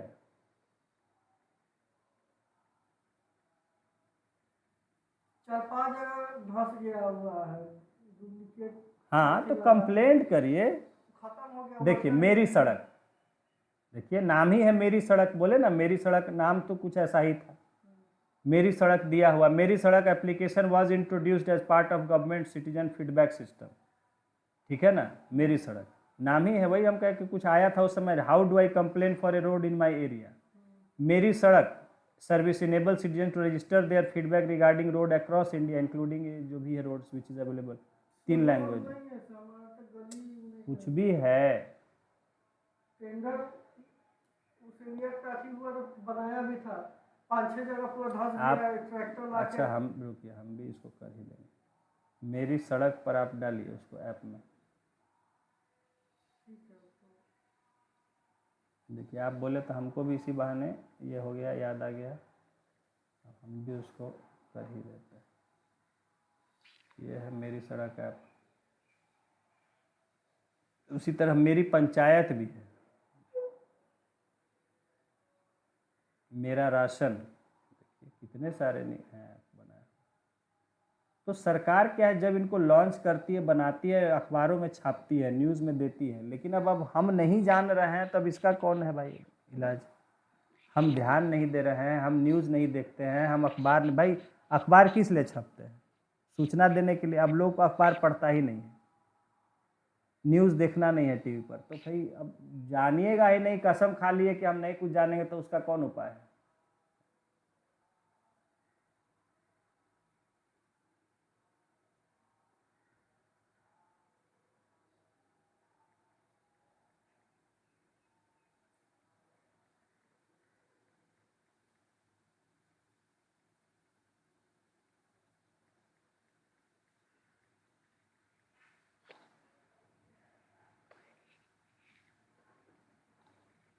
देखिए ठीक है, तो रजिस्ट्रेशन के लिए मांगता है पहले आपका मोबाइल नंबर, नाम वाम कुछ कुछ मांगेगा। मेरी सड़क ऐप है, उस समय आया था, मैं उस समय पढ़ा था, तो मैं सोचा था आपको बताऊं, फिर बात दिमाग से निकल गई। आइए, तो यहाँ दे रहा है कि ठीक है, मैंने बताया कि जैसे कुछ आर्टिकल्स के लिए तो आप जो है स्पेशल मेजॉरिटी इन पार्लियामेंट से, लेकिन कुछ आर्टिकल्स जो हैं या कुछ ऐसे प्रोविजंस हैं कि जिनमें आप कोई बदलाव करना चाहते हैं तो स्पेशल मेजॉरिटी दोनों हाउस में तो चाहिए, उसके अलावा आपको half of the state legislature से भी अप्रूवल लेना पड़ेगा, तभी आप उसको वो जाता है प्रेसिडेंट के पास असेंट के लिए।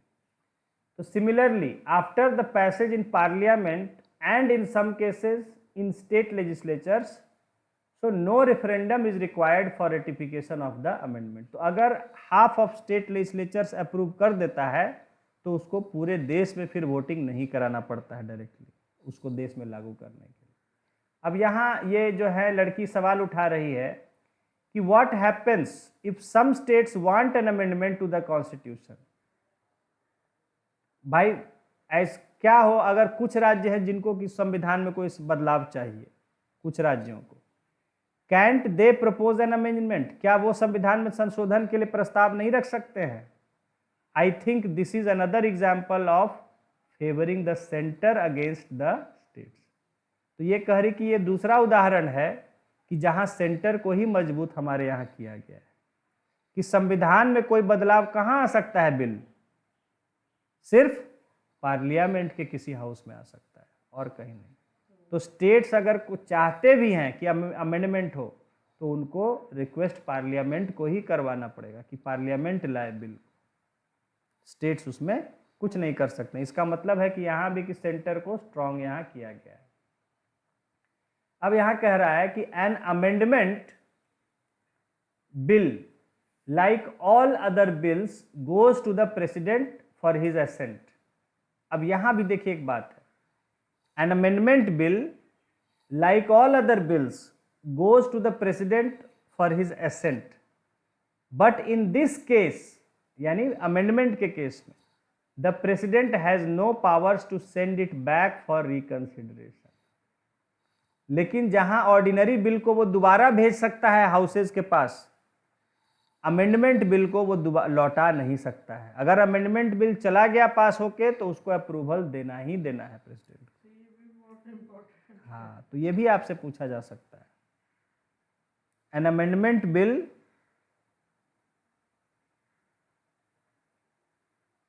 Can not B returned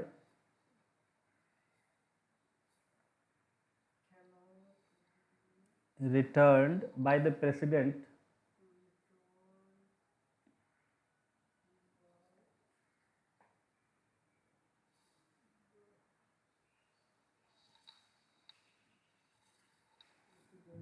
for reconsideration.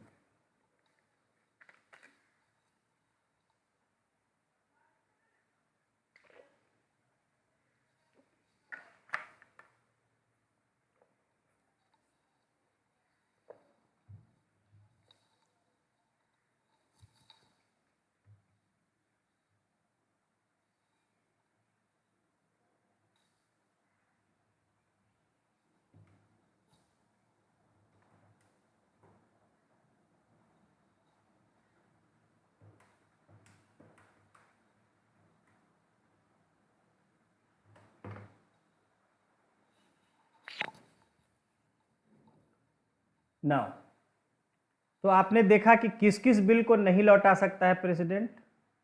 Money bill को नहीं लौटा सकता है और अमेंडमेंट बिल को नहीं लौटा सकता है. बाकी ऑर्डिनरी बिल को वो रिकंसिडरेशन के लिए दोबारा लौटा सकता है. Amendment bill cannot be returned by the president for reconsideration, and even money bill. हाँ,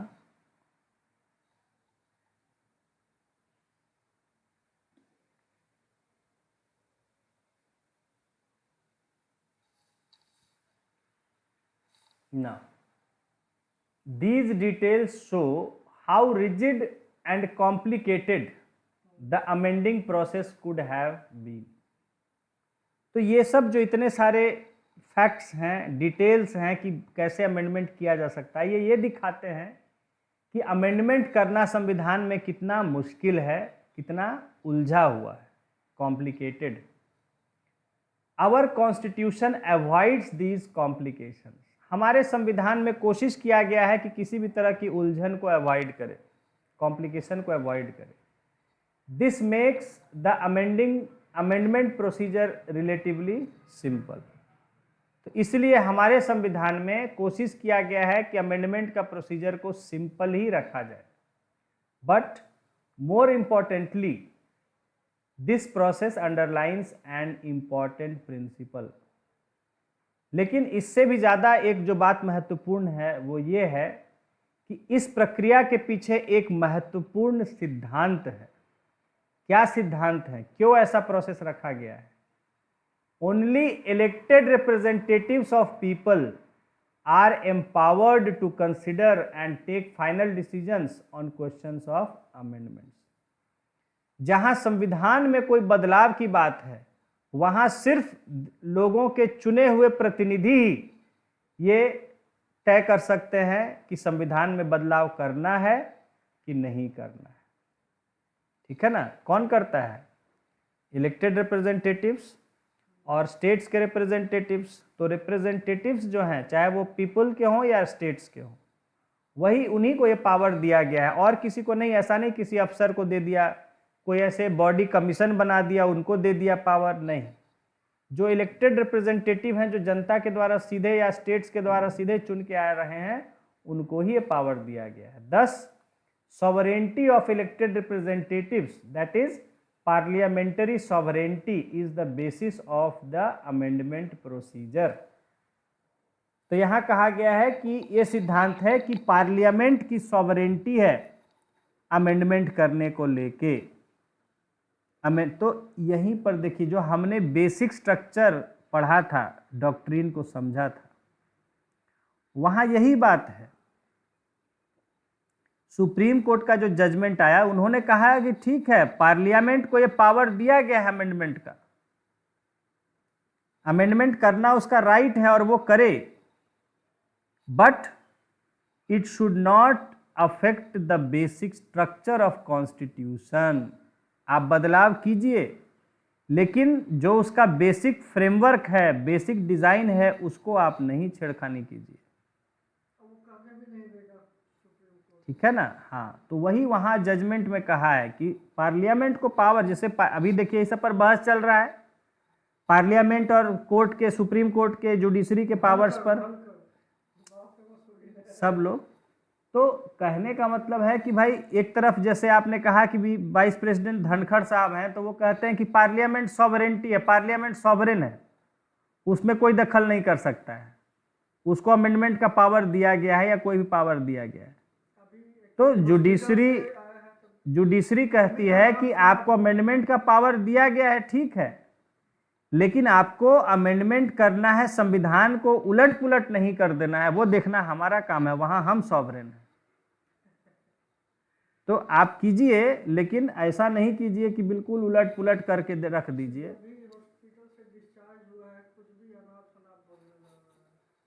अच्छा से खातिरदारी होता होगा तो सरकार के प्रति जो है ज्यादा नरम भाव आ जाता है मन में। ठीक है, हाँ। तो देखिए बात है कि उल्टी पुल्टी बातें वो बोलते हैं। अब देखते हैं कि पढ़े लिखे कितने लोग हैं उनकी तरह देश में। ठीक है ना, कितने लोग पढ़े लिखे हैं, तो जो बोलेंगे वही समझेंगे जानेंगे। अभी तो सबको जैसे कि देखिए, यही एक चीज है जो थोड़ा सा आरएसएस में एक नेगेटिव ये ट्रेट है कि ये लोग में क्या है, उनका माइंड ऐसा बना दिया जाता है कि कहीं सुनी बात पर विश्वास करते हैं। जो उनको बताया जाएगा वहां, उसी बात पर वो बिल्कुल, मतलब वो लकीर के फकीर उनको बना दिया जाता है। इनको अरेस्ट करवाना चाहिए सर। ठीक है, ये इनको क्या नाम है, जो यूपीएससी में पढ़ा था, क्या नाम है, जो गांधी जी के बारे में बोल रहे थे? नहीं, अरेस्ट क्यों करवाएंगे, ऐसा नहीं है, बोल दिए होंगे प्रवाह में, ऐसा बात नहीं। होंगे, बोले हैं। देखिए, नहीं, अब ट्रैक रिकॉर्ड भी देखा जाता है, ऐसा उन्होंने कभी गलत नहीं बोला है, मेरे नॉलेज में नहीं आया है। ये पहला इंसिडेंट है जो आपने दिखाया कि इस तरह से कोई बात उन्होंने कह दी है। बिहार के हर आदमी को मालूम चल गया है, जो बोले हैं ना, तो चारों तरफ फैल गया है। गलत चीज है, नहीं कहना चाहिए था। तो सोच समझ के खैर, अब लोग अपने आप ही तय करेंगे, डेमोक्रेसी है, रूल ऑफ पीपल है। सही बोलेंगे तो लोग तारीफ करेंगे, गलत बोलेंगे तो लोग तारीफ नहीं करेंगे, यही क्रिटिसाइज भी लोग करेंगे। सोच रहा है कि यही सही बात है, तारीफ गलत का बात नहीं है। लोग समझ लिया कि अब यही सही, क्योंकि जो बोल रहा है सही बात है। बात यहाँ पे ये है। चलिए कुछ सोचेंगे इस बात पर। तो कहने का मतलब है कि जो है, मतलब अपना आंख कान खुला रखना चाहिए किसी भी व्यक्ति को। ठीक है ना, कि भाई हाँ, कि कोई कुछ कह दिया तो आप सिर्फ उसी पर। अब दिक्कत यह है कि लोगों का रेपुटेशन बन जाता है, तो फिर उनकी बातों पर लोग ब्लाइंडली फेथ करने लगते हैं। दिक्कत यह है, यही चीज़ है आरएसएस में भी। तो जैसे अब वाइस प्रेसिडेंट है, अब वो बोल दिए तो क्या अंतिम सत्य है? अब सोचिए कि आप, ये तो मतलब ठीक ठाक पढ़ा लिखा भी आदमी कह देख सकता है, जो पॉलिटी जानता है, पढ़ता है, तो कह सकता है, इस बात को चैलेंज कर सकता है। लेकिन दिक्कत यह है कि शिक्षा का स्तर ऐसा है और संविधान कोई पढ़ता नहीं है। ठीक है ना, हिंदू वेद शास्त्र तो सब पढ़ लेंगे, लेकिन संविधान नहीं पढ़ते हैं। संविधान को ही पढ़ाना जरूरी है लोगों को, क्या है। अब तो ये हमारा हो गया अमेंडमेंट की बात। अब आ गया स्पेशल मेजॉरिटी। तो यहाँ जो मैंने आपको पूरा समझाया स्पेशल मेजॉरिटी की संख्या कैसे कैसे होती है, उसी को यहाँ इन्होंने डिस्कस किया है। ठीक है, चलिए एक बार मैं पढ़ देता हूँ, आप समझ चुके हैं हालांकि। In the chapters on election, executive and judiciary, we have come across provisions that require special majority। कह रहे हैं कि जो अलग अलग हमने चैप्टर, चाहे इलेक्शंस पर चैप्टर था, एग्जीक्यूटिव पर था, जुडिशरी पर था, वहाँ हमने बार बार कुछ बातें पढ़ी, संविधान के प्रोविजंस पढ़े, जिसमें स्पेशल मेजॉरिटी की बात उठाई। Let us repeat again what special majority means. तो हम फिर से इसको देखते हैं कि स्पेशल मेजॉरिटी का क्या मतलब होता है। all business of the legislature requires that a motion or resolution or bill should get the support of a simple majority of the members voting at that time. A motion, a resolution और bill, नहीं, ये तीनों अलग अलग चीज है. Motion एक खास तरह की प्रक्रिया होती है. Motion is a special procedure, ठीक है, इन द लेजिस्लेचर. जैसे कुछ खास तरह के जब कुछ करना हो उसको कोई डेफिनेट नाम दे दिया गया है. Cut motion, adjournment motion, impeachment motion. प्रक्रिया का नाम है मोशन. हाँ. रिजोल्यूशन होता है कि हाँ, a special procedure, a special standard procedure.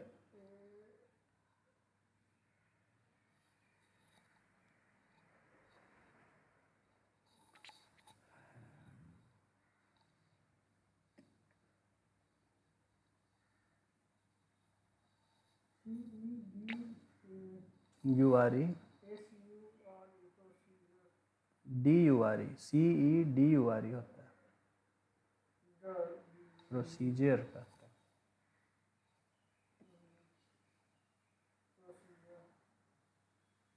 आम आदमी को कुछ नहीं मालूम है, तो सब किताब पढ़ता नहीं है. कहाँ से जब धनकर साहब को कुछ मालूम नहीं है तो आम आदमी को हो सकता है मालूम भी हो तो जानबूझ के बहकाना चाह रहे हो. ये भी होता है कई बार. मालूम रहता है तो भी आदमी जानबूझ के बहकाता है. होगा ही ना, कैसे मालूम होगा. मोशन के बाद मोशन होता है, फिर रिजोल्यूशन.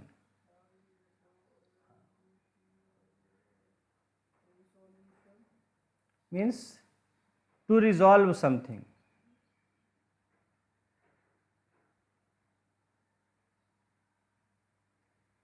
निश्चित करना, तय करना. मान लीजिए सब लोग तय करते हैं कि कल से हम सब लोग टाइम पर आएंगे. 9 बजे अगर शुरू होता है तो 9 बजे सबको पहुंचना है, तो ये एक रिजोल्यूशन हो जाएगा.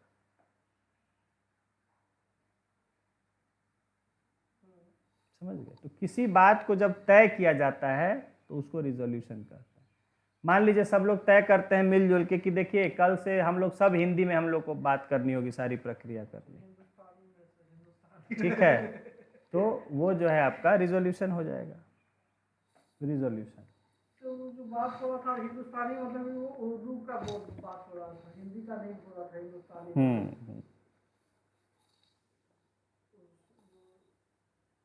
संविधान बन रहा था तो वो उर्दू हिंदुस्तानी का मतलब था उस समय की जो कॉमन लैंग्वेज थी जिसमें हिंदी उर्दू मिक्स्ड था. हिंदुस्तानी मतलब हिंदी और उर्दू दोनों में.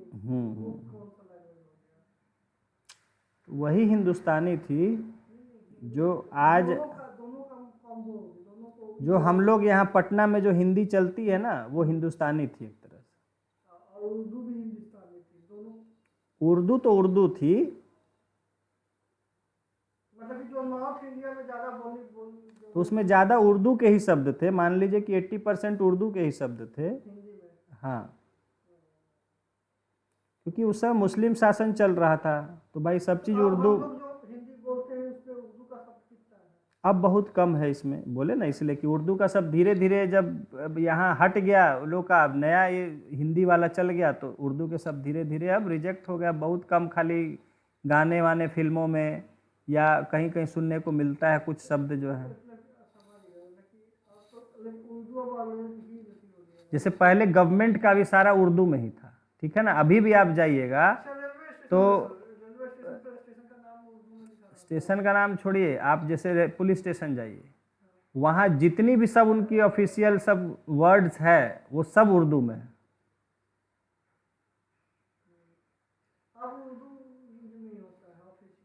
ठीक है ना. गिरहबान, गिरफ्त, गिरफ्तार, ये सब उर्दू के शब्द हैं.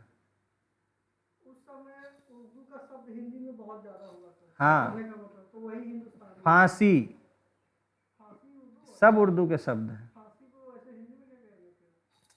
हिंदी में शब्द नहीं, वो उर्दू ही में शब्द है, वो हिंदी, वही ना बोले कि वो हिंदी का शामिल हो गया हिंदी में, आपको लगता होगा हिंदी का शब्द है ये सब। वो हिंदी में शामिल हो गया, चूंकि उस समय उर्दू सब मुस्लिम्स का शासन था, ठीक है ना। हिंदी में है सूली, सूली कहते थे पहले, सूली शब्द होता था। तो सूली खैर अलग तरह की सजा होती थी। तो फांसी जो है, फांस से बना, जैसे हम कांटा कहते हैं उर्दू में, उसको फांस कहते हैं, या गले में गांठ को फांस कहते हैं हम लोग, गांठ का तो अलग अलग शब्द है खैर। तो वो उर्दू शब्द है, लेकिन वो हिंदी में मिक्स हो गया, आपको लगता है हिंदी का शब्द है। अब स्कूल, तो स्कूल बेसिकली इंग्लिश शब्द है, लेकिन वो हिंदी में भी अब सब बोलते हैं स्कूल जा रहे हैं। कितने लोग बोलते हैं कि विद्यालय जा रहे हैं? इंग्लिश का शब्द है। स्कूल तो इंग्लिश का शब्द है ही, तो इसको उर्दू में विद्यालय को हिंदी में बहुत सारे अभी शब्द हैं जो पुर्तगाली और कहाँ कहाँ हैं, आपको लगता होगा हिंदी के शब्द हैं, बहुत सारे हैं। तो फिर उर्दू में स्कूल को क्या कहेंगे, विद्यालय को? उर्दू में कहते हैं, वो कहते हैं ना है मदरसा। मदरसा तो अलग चीज हो गया, अलग चीज नहीं है, वही स्कूल, वही चीज है। मदरसा ही स्कूल है। हाँ, आपको ऐसा बना दिया गया, आपको लगता है मदरसा अलग चीज है। अब इस तरह से लोगों का एक कॉन्सेप्ट डेवलप हो गया, madrasa is just an Urdu name for school, that is just a school, Urdu school, जहां उर्दू में पढ़ाई होती है। तो वो है स्कूल ही, लेकिन स्कूल है। अलग सोच लेता है। अब सोचिए, मदरसा कहने पर लोगों को लगता है पता नहीं किस चीज का बात हो रहा है। ऐसा कुछ नहीं है, madrasa is just a plain simple school. यही ना बोल रहे हैं कि ये हम लोग का कॉन्शियसनेस इस तरह का बन गया कि लोग सोचते हैं कि अरे भाई मदरसा, मदरसा क्या है, पता नहीं क्या वहां पढ़ाया जाता है। अरे भाई, जैसे स्कूल होते हैं वैसे ही मदरसा होते हैं। ये भी नहीं बहुत कोई जानता होगा। जैसे स्कूल होते हैं, अब जैसे कॉन्वेंट स्कूल है, वहां भी क्या है, स्कूल ही ना है भाई, क्रिश्चियंस के द्वारा उस मेथड से वो उस तरह के तौर तरीके होते हैं। हमारे होते थे अलग, हमारे पाठशाला बोलते थे, वैसे उनके मदरसा बोलते हैं। स्कूल है, that is just a plain school. और मदरसा को लेके इतना लोगों के मन में है, अजीब सा फीलिंग है कि पता नहीं क्या है, मदरसा चल रहा है मदरसा। अरे भाई, मदरसा क्या, उनका स्कूल है सिंपल। स्कूल आप नहीं जाते हैं, आपके बच्चे नहीं जाते हैं स्कूल में, तो उनके बच्चे नहीं जाएंगे स्कूल में। हर तरह का स्कूल है। कल ही मैं कह रहा हूं, तो लोगों से बात कर रहा हूं, कुछ लोगों के मन में लगा रहे ऐसे है वैसे है, इतनी मतलब ऐसा आम जनता में फैला दिया गया है बातों को, ठीक है। तो इसके कारण इतना ज़्यादा मतलब कि कंफ्यूजन है लोगों के माइंड में, और जानबूझ के ये पॉलिटिक्स के कारण बना दिया गया है। कुछ नहीं है, वहां भी बच्चे जाते हैं अपना किताब कॉपी लेके, जैसे पढ़ते हैं वहां पढ़ाते हैं टीचर्स, क्लास चलता है मदरसा में, बिल्कुल। आदमी सब जानता भी नहीं होगा। अभी तो आपको उसी दिन ना पढ़ा रहे थे जी, बिल जो है 12 तक ही वैलिड रहता है, 12 तक। तो 12 तक वैलिड। उन्होंने कहा कि भाई हायर एजुकेशन के लिए जो बोर्ड है उससे आप अप्रूवल लीजिए, 12 तक आप अपना चला सकते हैं।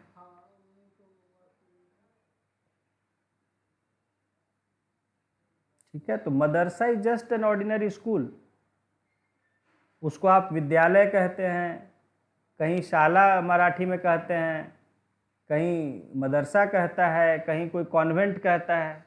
कॉन्वेंट तो इंग्लिश वर्ड है। हाँ, कॉन्वेंट एक्चुअली फ्रेंच वर्ड है। कॉन्वेंट को फ्रेंच है या पोर्चुगीज है, पता नहीं उधर का। कॉन्वेंट का मतलब स्कूल हुआ। कॉन्वेंट जैसे वहाँ क्या होता था कि कॉन्वेंट जो है क्रिश्चियंस में, उधर वेस्टर्न कंट्रीज में गर्ल्स के लिए स्कूल्स होते थे, ठीक है। वहाँ क्या है कि गर्ल्स को एक खास तरह का रिलीजियस वे में टीचिंग दिया जाता था, जहाँ की उनको रिलीजियस तरीके से रहना होता था, बहुत ही डिसिप्लिन होता था, ठीक है ना। और उसमें रिलीजियस एजुकेशन भी दिया जाता था साथ ही, समझ गए, मतलब पढ़ाई लिखाई होती थी साथ ही साथ, जैसे बाइबल भी पढ़ाया जा रहा है उसकी भी। तो जैसे हमारे यहाँ देखिए, हमारे यहाँ क्या है, स्वामी दयानंद सरस्वती ने जो डीएवी की स्थापना की, क्या नाम है, दयानंद एंग्लो वैदिक स्कूल्स। अभी कल हमारे एक बच्चे की मतलब उसका परिवार में है, उसका एडमिशन हो गया डीएवी में, तो सब बहुत खुश थे कि चलो डीएवी में एडमिशन हो गया उसका, छोटा बच्चा है। तो खूब सेलिब्रेट, हम पहले ही सबको पार्टी दे दिए थे बच्चों को, कल खूब खुश था, सबको बहुत आइसक्रीम क्या क्या डोसा वोसा सब खिलाए। तो डीएवी, अब डीएवी क्या है, दयानंद एंग्लो वैदिक। डीएवी स्कूल्स में क्या पहले यज्ञ वगैरह भी होता था स्कूलों में, और अभी भी होता है। दयानंद सरस्वती बनवाए हैं। हाँ, उन्हीं के नाम पर है दयानंद एंग्लो वैदिक स्कूल। तो वहाँ क्या इंग्लिश एजुकेशन तो था ही, एंग्लो भी है और वैदिक भी है। वहाँ वेदों का भी शिक्षा, वेदों की परंपरा भी सिखाई जाती है, हमारे धर्मों की। एंग्लो का मतलब कि Anglo means British, English, English and वैदिक, वैदिक, दोनों का मिक्सचर। तो इंग्लिश और वेद हाँ, दोनों का उनका था कि नहीं, मॉडर्न एजुकेशन या ब्रिटिश या यूरोपियन एजुकेशन तो होना ही चाहिए, साथ ही साथ हमारा भी जो ट्रेडिशनल जो है वो भी बच्चों को शिक्षा देनी चाहिए। तो वहाँ पूजा पाठ भी कराया जाता है, मंत्रों का बारे में सिखाया, पाठ किया जाता है, यज्ञ होता है, ये सब उसमें बच्चे भी भाग लेते हैं, सीखते हैं क्या हमारा धर्म भी क्या है उसमें। तो वो क्या है उसमें बुराई? तो मदरसा में अगर कोई चल रहा है तो उसमें क्या बुराई है भाई? या कॉन्वेंट है तो कॉन्वेंट भी इसी तरह के होते थे। तो आजकल यहाँ क्रिश्चियन मिशनरीज जब आए यहाँ देश में, तो वो अपने तरह यहाँ सोचे कि नहीं, बच्चियों को कॉन्वेंट में थोड़ा, क्योंकि डिसिप्लिन सिखाया जाता है, अपना जीवन में एक धर्म का और तरह तरह का डिसिप्लिन होता है, ठीक है। तो वो यहाँ कॉन्वेंट का कल्चर ले आए, कॉन्वेंट तो लोगों को अच्छा लगा, कॉन्वेंट में लोग एडमिशन लेने लगे, बच्चे पढ़ने लगे कॉन्वेंट में। देखिए कितने सारे चल रहे हैं, और उनके टीचर्स में अच्छे से पढ़ाते थे, डेडिकेटेड होते थे, तो बच्चे मार करने लगे गार्जियन की, कॉन्वेंट में पढ़ाएंगे बच्चों को, कॉन्वेंट में पढ़ाएंगे। एक से एक देखिए देश में नामी कॉन्वेंट स्कूल्स हैं, पटना में भी है देखिए। तो कॉन्वेंट स्कूलों का इसलिए इतना रेपुटेशन बन गया, क्यों बन गया? क्योंकि वहाँ के टीचर्स एक डेडिकेटेड वे में पढ़ाते थे, इफिशियंट वे में वहाँ का एजुकेशन दिया जाता था। तो भाई हर गार्जियन, चाहे वो मुस्लिम हो, चाहे वो हिंदू हो, चाहे किसी धर्म का, वो सोचता है कि मैं कॉन्वेंट में अपने बच्चे को पढ़ाऊँ। जनरली कॉन्वेंट जो है वो गर्ल्स के लिए ही ज़्यादा होते थे। कॉन्वेंट में डिसिप्लिन सिखाया जाता है, हाँ, रिलीजन सिखाया जाता है, हाँ, रिलीजियस अवेयरनेस भी उसमें क्रिएट किया जाता है।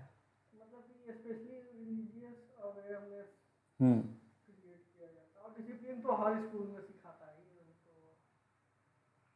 तो वही गर्ल्स डिसिप्लिन देखिए हर स्कूल में सिखाता है, लेकिन लागू नहीं कराता है ठीक से। वहाँ लागू भी किया जाता है, इसलिए ना गार्जियन इतना क्यों मार किया रहता है कि एडमिशन लेंगे वहाँ। कॉन्वेंट सब में। या क्रिश्चियन स्कूलों में, चाहे वो देखिए यहाँ सेंट कैरन्स हो, अभी सन कह बिशप वेस्टकॉट हो, बिशप स्कूल में हमारी बात थी वहाँ पे, ठीक है ना। तो हाँ, तो ये सब स्कूलों का क्यों है इतना दबदबा? इसीलिए है। चाहे ला मार्टिनियर हो, सेंट जेवियर्स हो, क्रिश्चियन के कोई भी स्कूल में आप बंद करके एडमिशन करा सकते हैं। बिल्कुल। क्यों? क्योंकि वो लोग थोड़ा मिशनरी भाव से, सेवा भाव से वो लोग काम करते हैं। ये मिशनरी, अब ये मिशनरी भी जो कल्चर था कि यूरोप में, कि भाई जो बच्चे नए नए पढ़ाई ग्रेजुएट होते थे, उनमें मिशनरी फीलिंग्स डेवलप किया जाए। तो उनको जब वो अपना ग्रेजुएट हो जाते थे, या उस समय जो 10th वगैरह पास, मतलब ठीक ठाक पढ़ लिख जाते थे, तो उनको मिशनरी वर्क पर भेजा जाता था जगह जगह, कि आप दूसरों को शिक्षित कीजिए, उसके लिए दूर दूर जाइए, जहाँ लोग अशिक्षित हैं उनको पढ़ाइए लिखाइए। तो उनमें ये मिशनरी सेवा का भाव डेवलप किया जाता था।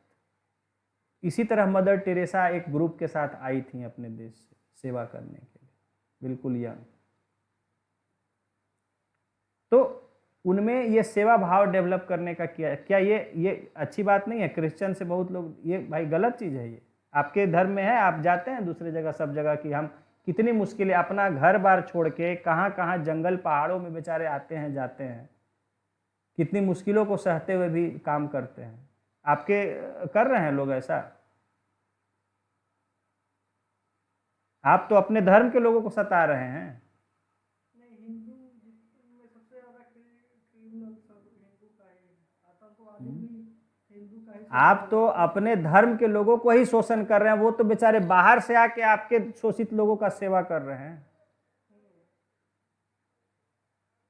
जिन लोगों को आप सताए हुए हैं, नेग्लेक्ट किए हुए हैं, दूर दूर कर रहे हैं, दुरा रहे हैं कि है हट हट, उनको वो आके आप संभाल रहे हैं, शिक्षित कर रहे हैं, सेवा कर रहे हैं,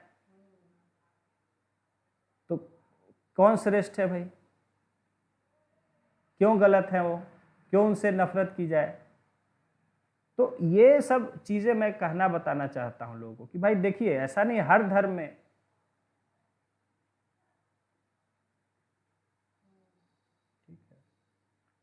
धर्म कोई बुरा नहीं होता है। उसी तरह मैंने उस दिन किसी को कह रहा था, मैंने कहा हाँ इस्लाम है। मैं भी गया हूँ मस्जिद, तो गया आप मस्जिद जाते थे? हम कहा हाँ जाता था, अभी भी जाता हूँ कभी मौका मिलता है। वहाँ भी था, मैं दिल्ली में भी था, तो मैं नियम से जाता था वहाँ, निज़ामुद्दीन जो है दरगाह पर उनके, बैठता था वहाँ अच्छा खासा देर, लोग मुझे पहचानते थे।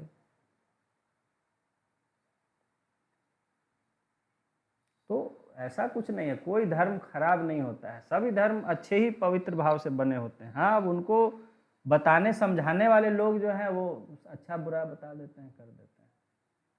खैर आइए, हम लोग भटक जाते हैं बहुत ज़्यादा डिस्कशन। आइए, तो here we were studying about the special majority. तो मैंने बताया रिजोल्यूशन और फिर बिल। बिल तो आप जानते ही हैं कि जब कोई कानून बनाना है उसके लिए जो आता है प्रपोजल, उसको हम बिल कहते हैं।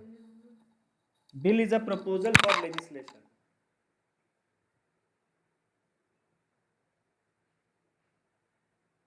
ठीक है, तो मोशन आप समझ गए, जब कोई खास तरह का प्रक्रिया कोई काम करना है उसके लिए मोशन नाम दिए गए हैं। रिजोल्यूशन, जब हाउस कोई बात तय करना चाहती कि आगे से ऐसा हो तो उसको रिजोल्यूशन कहते हैं, जब सब निश्चय करते हैं।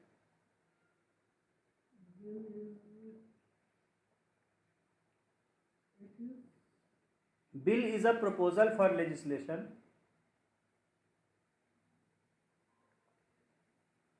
कानून बनाने के प्रस्ताव को बिल कहा जाता है।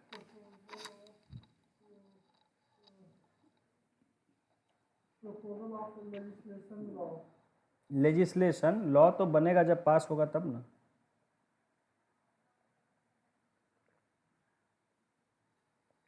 क्या लॉ भी लिख सकते हैं, proposal for law?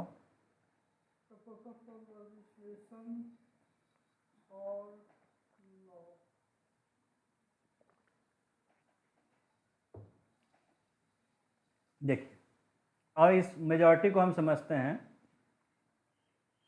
Suppose that at the time of voting on a bill, कोई बिल है और उस पर वोटिंग हो रहा है, 247 members were present in the house.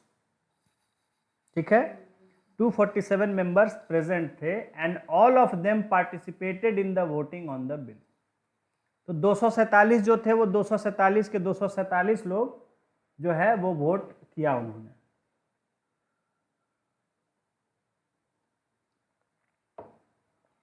Then the bill would be passed if at least 124 members voted in favor of the bill. 247 का half कितना है? 123। तो 124 यानी, ठीक है ना, तो 124 अगर वोट करेंगे, क्योंकि 124 फेवर है तो दूसरी तरफ 123 हो गया, बच गया, तो यानी ज्यादा है फेवर में।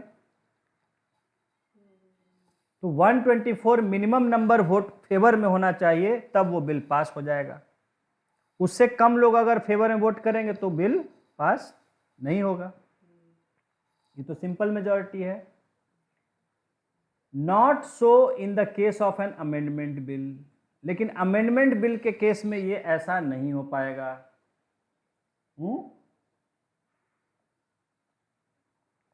अमेंडमेंट बिल के केस में अगर 124 लोग वोट करेंगे फेवर में तो उससे पास नहीं होगा। क्या लिखा है? Amendment to the constitution requires two different kinds of special majority. इसमें दो तरह की मेजोरिटी चाहिए। इन द फर्स्ट प्लेस, पहले तो those voting in favour of amendment bill should constitute at least half of the total strength of the house.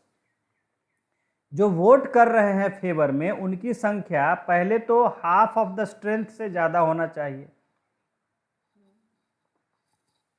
Secondly, The supporters of amendment bill must also constitute 2/3 of those who actually take part in voting.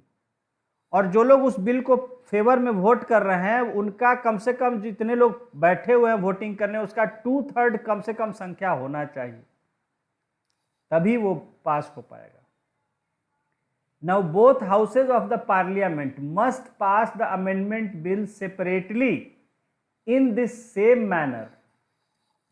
इसी तरह से दोनों house में पास होना चाहिए. There is no provision for a joint session.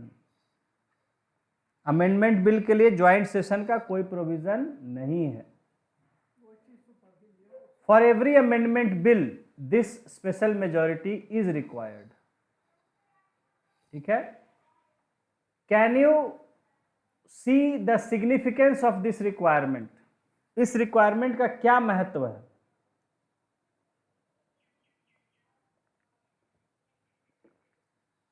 In the Lok Sabha there are 545 members. ठीक है, 545. Therefore, any amendment must be supported by a minimum of 273 members. हमने निकाला था 273 मिनिमम आपका होना चाहिए कोई भी अमेंडमेंट के लिए. Even if only 300 members are present at the time of voting, the amendment bill must get the support of 273 out of them. मान लीजिए 300 लोग टोटल आए हुए हैं उस दिन वोटिंग वाले दिन, तो उन 300 में 273 का आपको वोट फेवर में चाहिए कम से कम. 273 तो चाहिए ही चाहिए. हाँ. But imagine that 400 members of Lok Sabha have voted on an amendment bill. लेकिन मान लीजिए कि 400 लोग ने उस दिन वोटिंग किया है. How many members should support the bill to get the bill passed? अगर 400 लोग मेंबर वोट किए हैं तो कितना मेंबर चाहिए उसको बिल पास करने के लिए?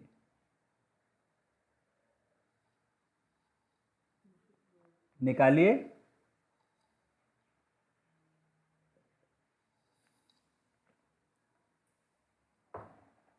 चार सौ का 1/3 कितना हो जाएगा? 13 तिया 39, 3 तिया 9, 133.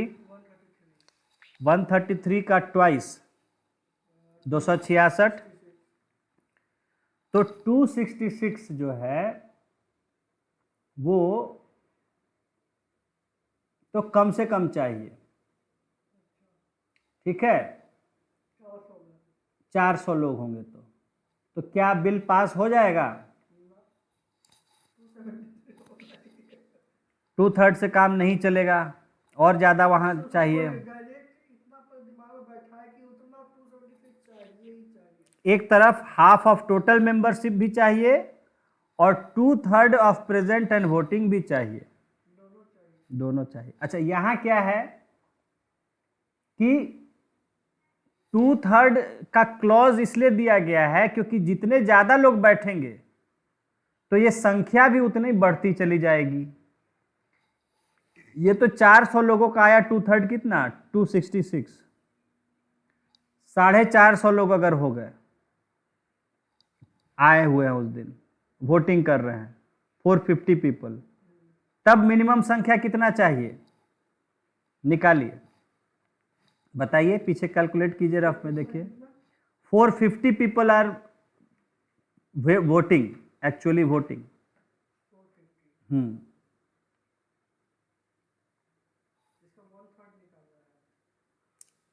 2/3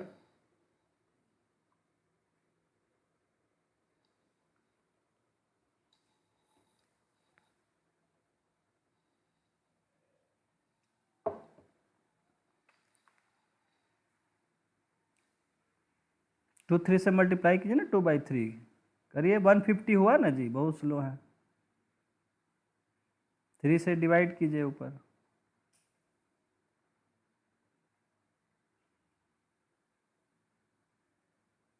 चलिए, 15 या 45 होता है ना.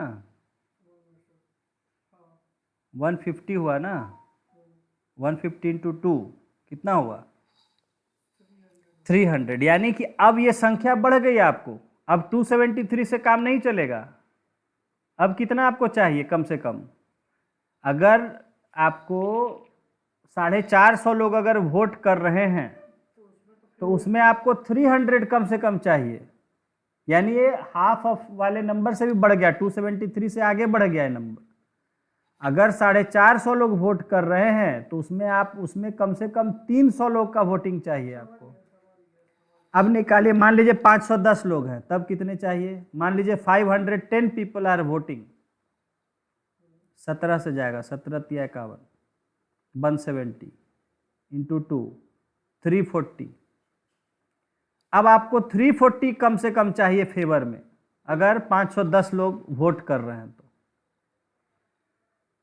बहुत ज्यादा मान लीजिए 543, एग्जैक्टली 543 का करते हैं 18 × 54, 181 हो गया इधर, 181 इंटू 2, 362।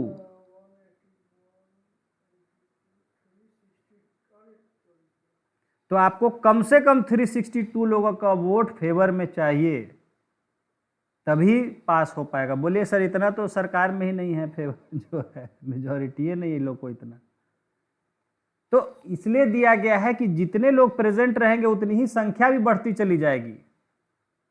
तो ज्यादा आप संख्या सोचिएगा कि ज्यादा लोग को ले आए वोट करने के लिए, तो उससे क्या होगा, उसका संख्या भी उतना ही बढ़ जाएगा।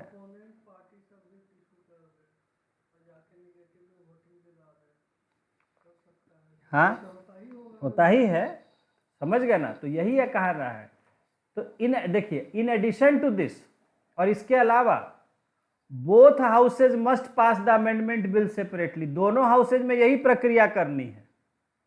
लोकसभा में भी आपका ऐसे होना चाहिए और दूसरी तरफ राज्यसभा में भी इतनी मेजॉरिटी से पास होना चाहिए।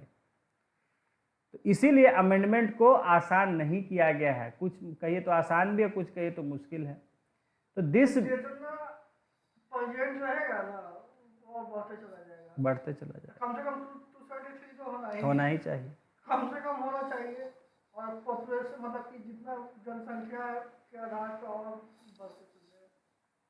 तो this means that unless there is sufficient consensus over the proposed amendment it can not be pass. तो इसका मतलब कह रहा है कि जब तक लोगों में आपस में एक समझ नहीं है संविधान में बदलाव को लेकर, तब तक इसको नहीं किया जा सकता है।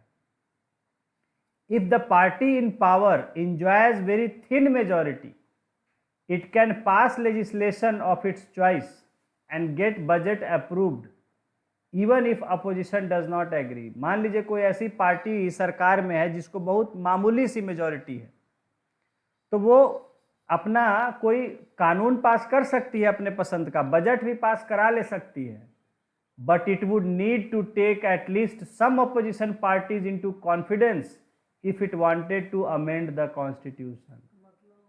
लेकिन अगर कोई कम मेजॉरिटी वाली पार्टी संविधान में बदलाव करना चाहती है तो उसको कई अपोजिशन पार्टियों को भी अपने विश्वास में लेना पड़ेगा। कैसे होता, मतलब मान लीजिए कि 10 ही सीट हम जीते हैं, तो उसको कैसे होगा उसके बाद? आप उससे वो बात करेगा आपके फेवर में, आप कहेगा कि भाई हमारे फेवर में वोट कर दीजिए। मान लीजिए कि हम लोग वोट नहीं किए तो नहीं किए तो उसका नुकसान, नहीं किए तो बिल कैंसिल हो जाएगा।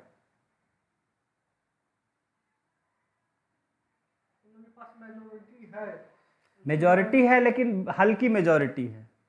भाई मेजॉरिटी के लिए कितना है, 273 चाहिए।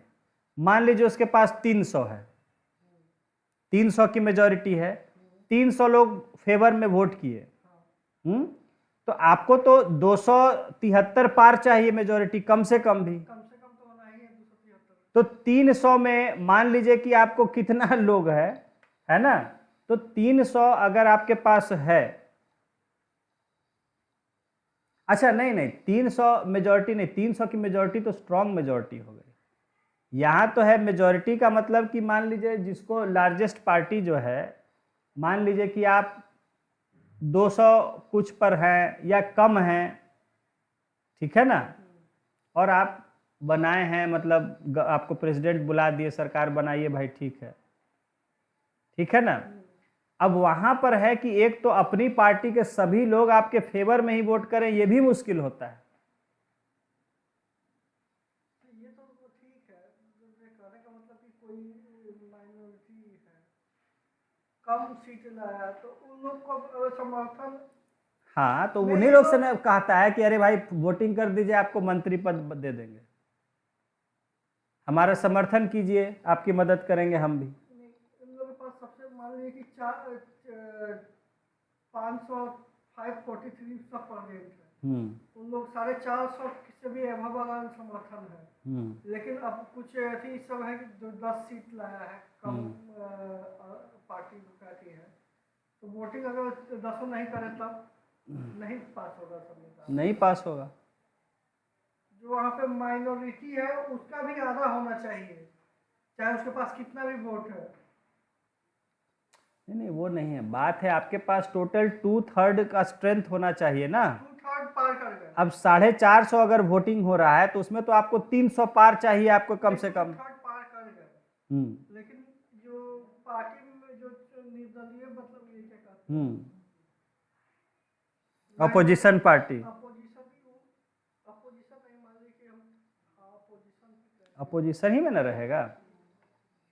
तो उससे मान लीजिए 10 सीट वाला पार्टी तो सबका भी चाहिए सब। नहीं नहीं नहीं, वो सबका नहीं, आपको टोटल खाली चाहिए कि आपका वो कंडीशन फुलफिल होना चाहिए, ठीक है ना। तो यही इसी बात को जो है ये स्पेशल मेजॉरिटी, ठीक है, तो ये यहाँ कहा है कि so the basic principle behind the amending procedure is that it should be based on a broad support among political parties and parliamentary। मतलब संविधान में संशोधन करना है तो मोटे तौर पर सभी पार्टियों का समर्थन होना चाहिए, जो भी लोग हैं मेंबर्स उनका ब्रॉड वे में कंसेंसस होना चाहिए, तभी आप अमेंडमेंट कर सकते हैं। नहीं तो एक पार्टी सोचे कि हम खाली पावर में है तो अमेंडमेंट कर लें, ऐसा संबंध कम मेजॉरिटी के केस में संभव नहीं। जहां स्ट्रांग मेजॉरिटी है वहां ये चीज़ हो सकता है, जैसे इंदिरा गांधी की सरकार ने किया, ठीक है ना, कि इंदिरा गांधी जी की सरकार ने कई अमेंडमेंट्स किए, धाएं धाएं बहुत बड़े बड़े अमेंडमेंट कर दिए, क्यों? क्योंकि उनके पास बहुत स्ट्रांग मेजॉरिटी था।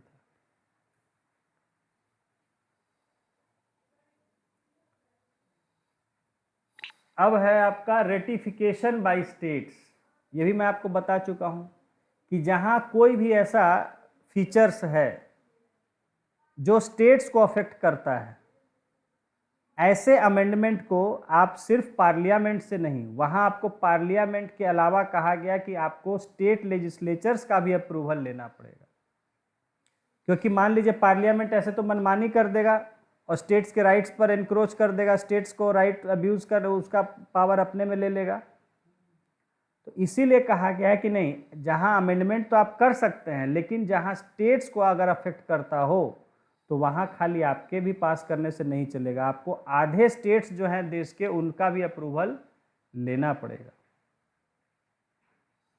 ठीक है।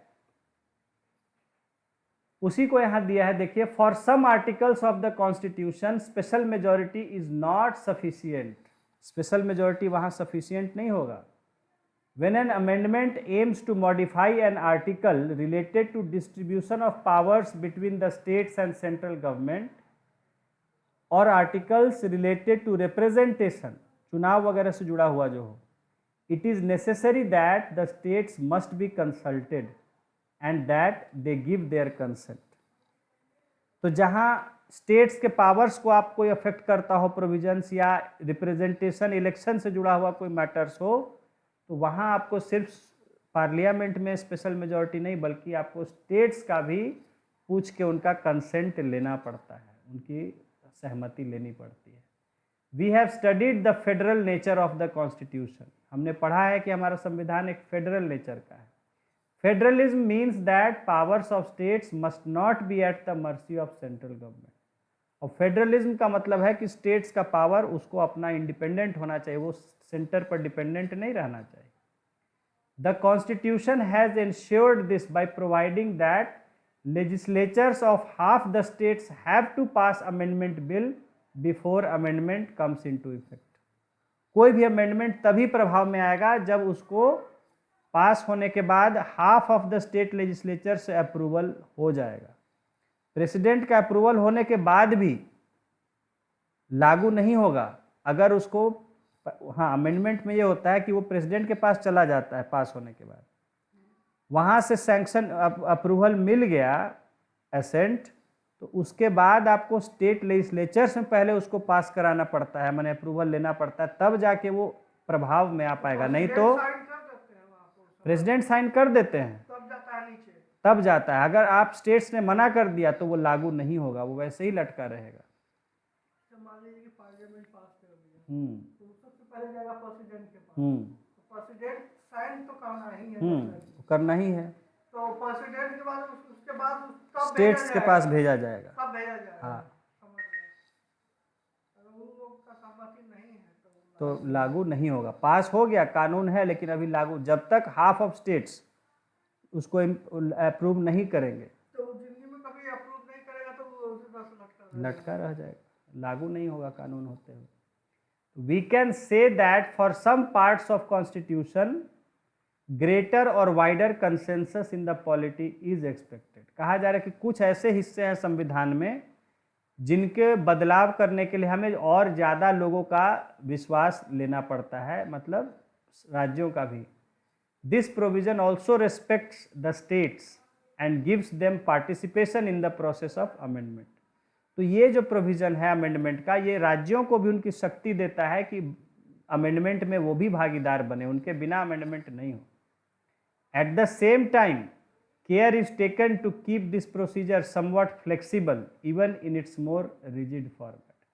लेकिन अगर उसको हम रिजिड ही मान लें, फिर भी उसको कोशिश रखा गया है कि उसको सिंपल ही रखें। Consent of only half the states is required and simple majority of state legislature is sufficient. तो एक तो सिर्फ हाफ ऑफ द स्टेट से काम चल जाएगा, दूसरी तरफ लेजिस्लेचर में भी सिंपल मेजॉरिटी चाहिए कि जितने लोग प्रेजेंट हैं उसमें कुछ ही लोग कह दिए हाँ ठीक है तो पास हो जाएगा। सिंपल मेजॉरिटी का धंधा तो आपको समझा ही दिए। Thus, the amendment process is not impracticable even after taking into consideration this more stringent condition। तो इतना कड़ा उसका प्रावधान रखा गया, उसके बावजूद जो है वो ऐसा नहीं है कि अमेंडमेंट नहीं हो सकता, होता ही और हो ही रहा है। देखिए आप, stringent means very strict, difficult, strict and difficult।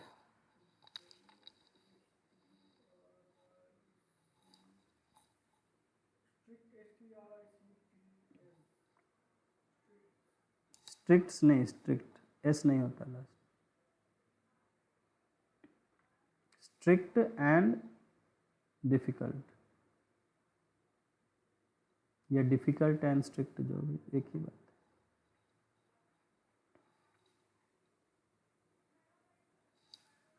ठीक है, जैसे पार्लियामेंट में ये सब लॉ बनता है, स्टेट का भी तो उसमें बनता है, स्टेट में भी सेम प्रोसीजर है।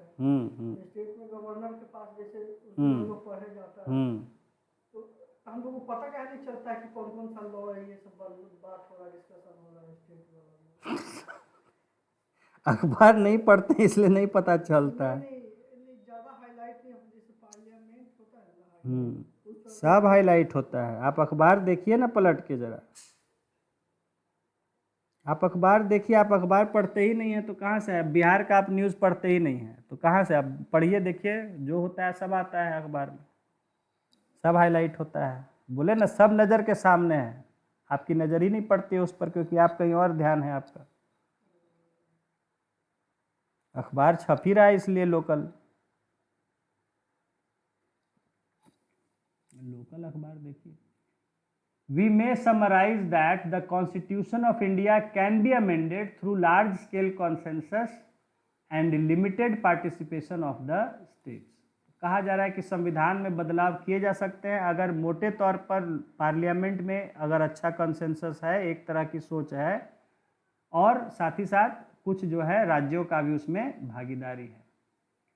The founding fathers took care that constitution would not be open to easy tampering। हाँ, संविधान निर्माताओं ने ये निश्चित रखा, ये तय किया कि भाई इसमें आसानी से कोई दखल नहीं कर सके, संविधान में छेड़खानी नहीं कर सके। टैंपरिंग मीन्स छेड़छाड़। ये तो लिटरेचर हाँ, and yet future generations were given the right to amend and modify according to the needs and requirements of the time. और लेकिन आने वाले भविष्य की पीढ़ियों को भी अधिकार दिया गया कि अपने अपने समय के ज़रूरतों के अनुसार वो संविधान में बदलाव कर सके। ठीक है, आज इतना ही रखते हैं।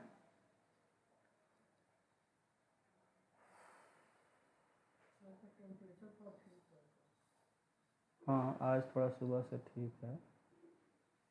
क्या और करा दें?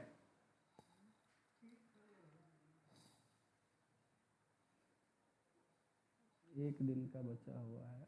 बेसिक स्ट्रक्चर तो आपको करा ही दिए हैं।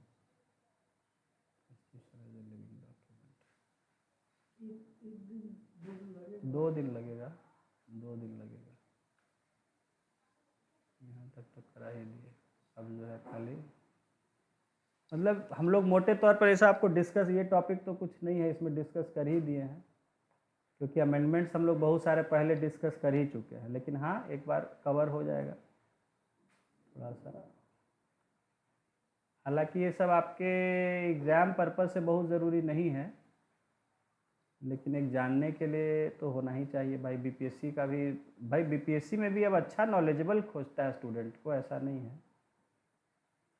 हाँ, तो जानना चाहिए ये सब बातें। 2 क्लास लगेगा, ये चैप्टर आपका ख़त्म हो जाएगा।